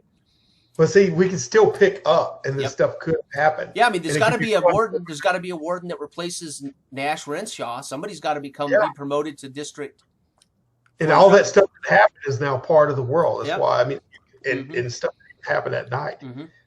That's pretty sweet. It's pretty sweet. So now you need to roll up a young warden who gets promoted to take over for Nash. Huh. Right? And then we'll be able to pick up with him taking over at the Foothills, after Nash was out of town and the Foothills thing happens, Foothills Massacre. He gets called in. He finds out Nash was blown all to hell at a fight at, Lazy J. Little histories, and even when he's talking to people, like if he runs into little Johnny, it'll be like, oh, that's already established. I mean, just like D&D. Guys die, you make new characters, and they just pick up wherever the party's at. Yeah. Mm-hmm. But this is you're in this world. Mm-hmm. I mean, a localized world. Yeah. Where a lot is traveling, and you don't really ever get back to see people that bumped into again. Right. This right here is, like you were saying about the Gunsmoke type gameplay. Mm-hmm. Yeah, you have a headquarters. You know people. You care about people. They care about you, hopefully. Build alliances. And all kinds of stuff. And you can leave town and go on like DIA. That was going to be that's a major trip. I mean, you're going maybe 2 days out into the. But it's funny. Everything you were saying, like take care of Sally, and all this other stuff at premonition that it's going to be a last ride. Yeah. Yeah. I mean, because you don't know what's out at the airport. No. You can imagine. No, at least I got word out in play, in game, that something was going on. Otherwise, it would have been lost. That's right. Yeah, that's right. So we're taking a little bit of a hit. Certainly the Svensons, they would come looking for their ATV. They've probably heard the explosions because you blew up 2 things in that. Well, I was bringing a boy along. I was going to tell him to take the ATV back because I was wanting to hop in that truck, either the truck or the you know what I mean, truck, man. So episode 3 of The Warden will feature a young new star. Some young 20-something that's been promoted. Some snot-nosed, wet behind the ear. No, I'm kidding. You can make any character you want. But I think we stay with these rules. I love D&D BX, man. And these Western rules, we're using, for those who might be watching, we're using Westwater RPG, which is free on DriveThruRPG. It's... I can't remember who wrote it, but it is a free BX clone for Wild West fantasy. We're leaving out the fantasy part and using all the Wild West stuff, and we're setting it in a post-apocalyptic future, but it's called Westwater. So I'm just showing this off here in the video, right? So anyway, I hope to play again with you, man, like this, because I like these one-on-one. It's intense. We can really relax and get into the place and the rolling these random calls are just sweet because I know, I like it too. I have no prep. Because it feels like the world's alive. Yep. Whether there's a lot of fires and I can only have to pick and choose, Mm-hmm. or crap's going on all around me. Yep. And I have my bestiary. I have the rule book. I have your NPC buddies, and then I have that random chart, and then I have my little wandering monster chart scribbled in this. It's perfect. Yeah. And keep in mind too, as a little side note, that ATV, like you said, is still up there, and the stuff is up there, even that short band radio. Yeah. Everything else. So anyway, that's pretty cool. Yeah. That's pretty cool. So, and if you don't want to be a warden, we can always you can always just make a character in the world that's not responsible for, you know what I mean? Oh yeah, I know. You don't have to make a warden on that scene. What's that? Some mountain man that stumbles on that scene, or something. Right. I know. Right, or some survivalist scavenger, stumbles on the airport, or something, right? Yeah. Hell, just turn it on his head. Yep. I could be the guy in the cabin that lived and walked out there and is attacking the district. Yeah, like, what the hell's that guy shooting at us for? Crazy. Yeah, you could actually be you could be Luke Johnson, the son of the Johnsons, and he just, his parents died, and he just got these outlanders working for him and shit, right? And you just assume. I know. You just assumed they were evil. He paid like. It's like, what the hell just happened? Who was that guy? Thank you. They're all trying to run away, and I'm shooting them. Oh, jeez.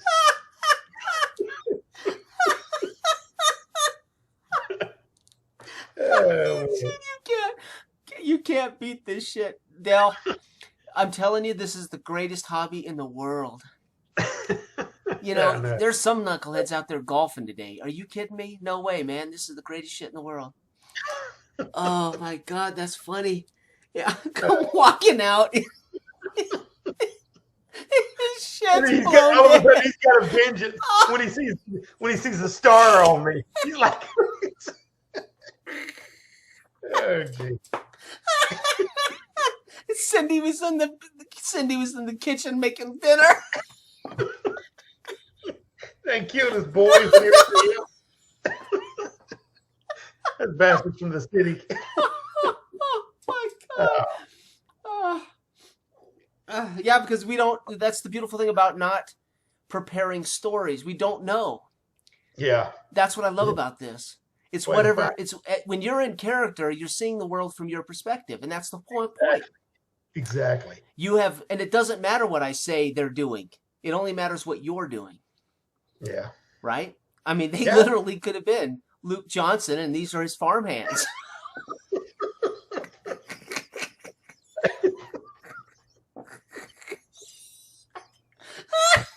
Oh, man. That's great.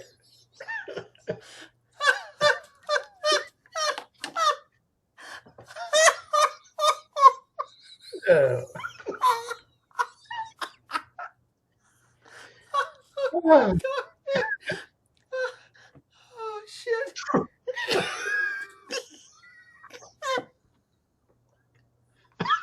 She's hiding in the broom closet.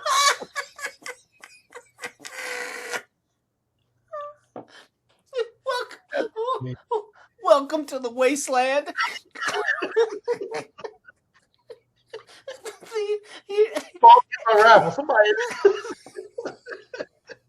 Everybody's scared of the heater, so they don't know Nash wrench. Oh shit! Oh, okay, I've got cramps. I'm telling you what, brother. It is always a pleasure to play with you, and oh my gosh, unbelievable! That's brilliant. That's brilliant. Man, we'll be laughing in the middle of the night about this. Oh shit! I'll be laughing about this for years. Are you kidding me? Oh jeez. Yeah, we'll have to do a session 3. This is a good world. Oh, I love it. I love it, man. Yeah, unbelievable. Anytime, brother. I will play with you anytime, anything. Oh, that's funny. Let me stop this recording. I just dawned on me we're recording all this. Hold on. Thanks for those who watch. Awesome. And then we'll talk, Dale, once I shut this.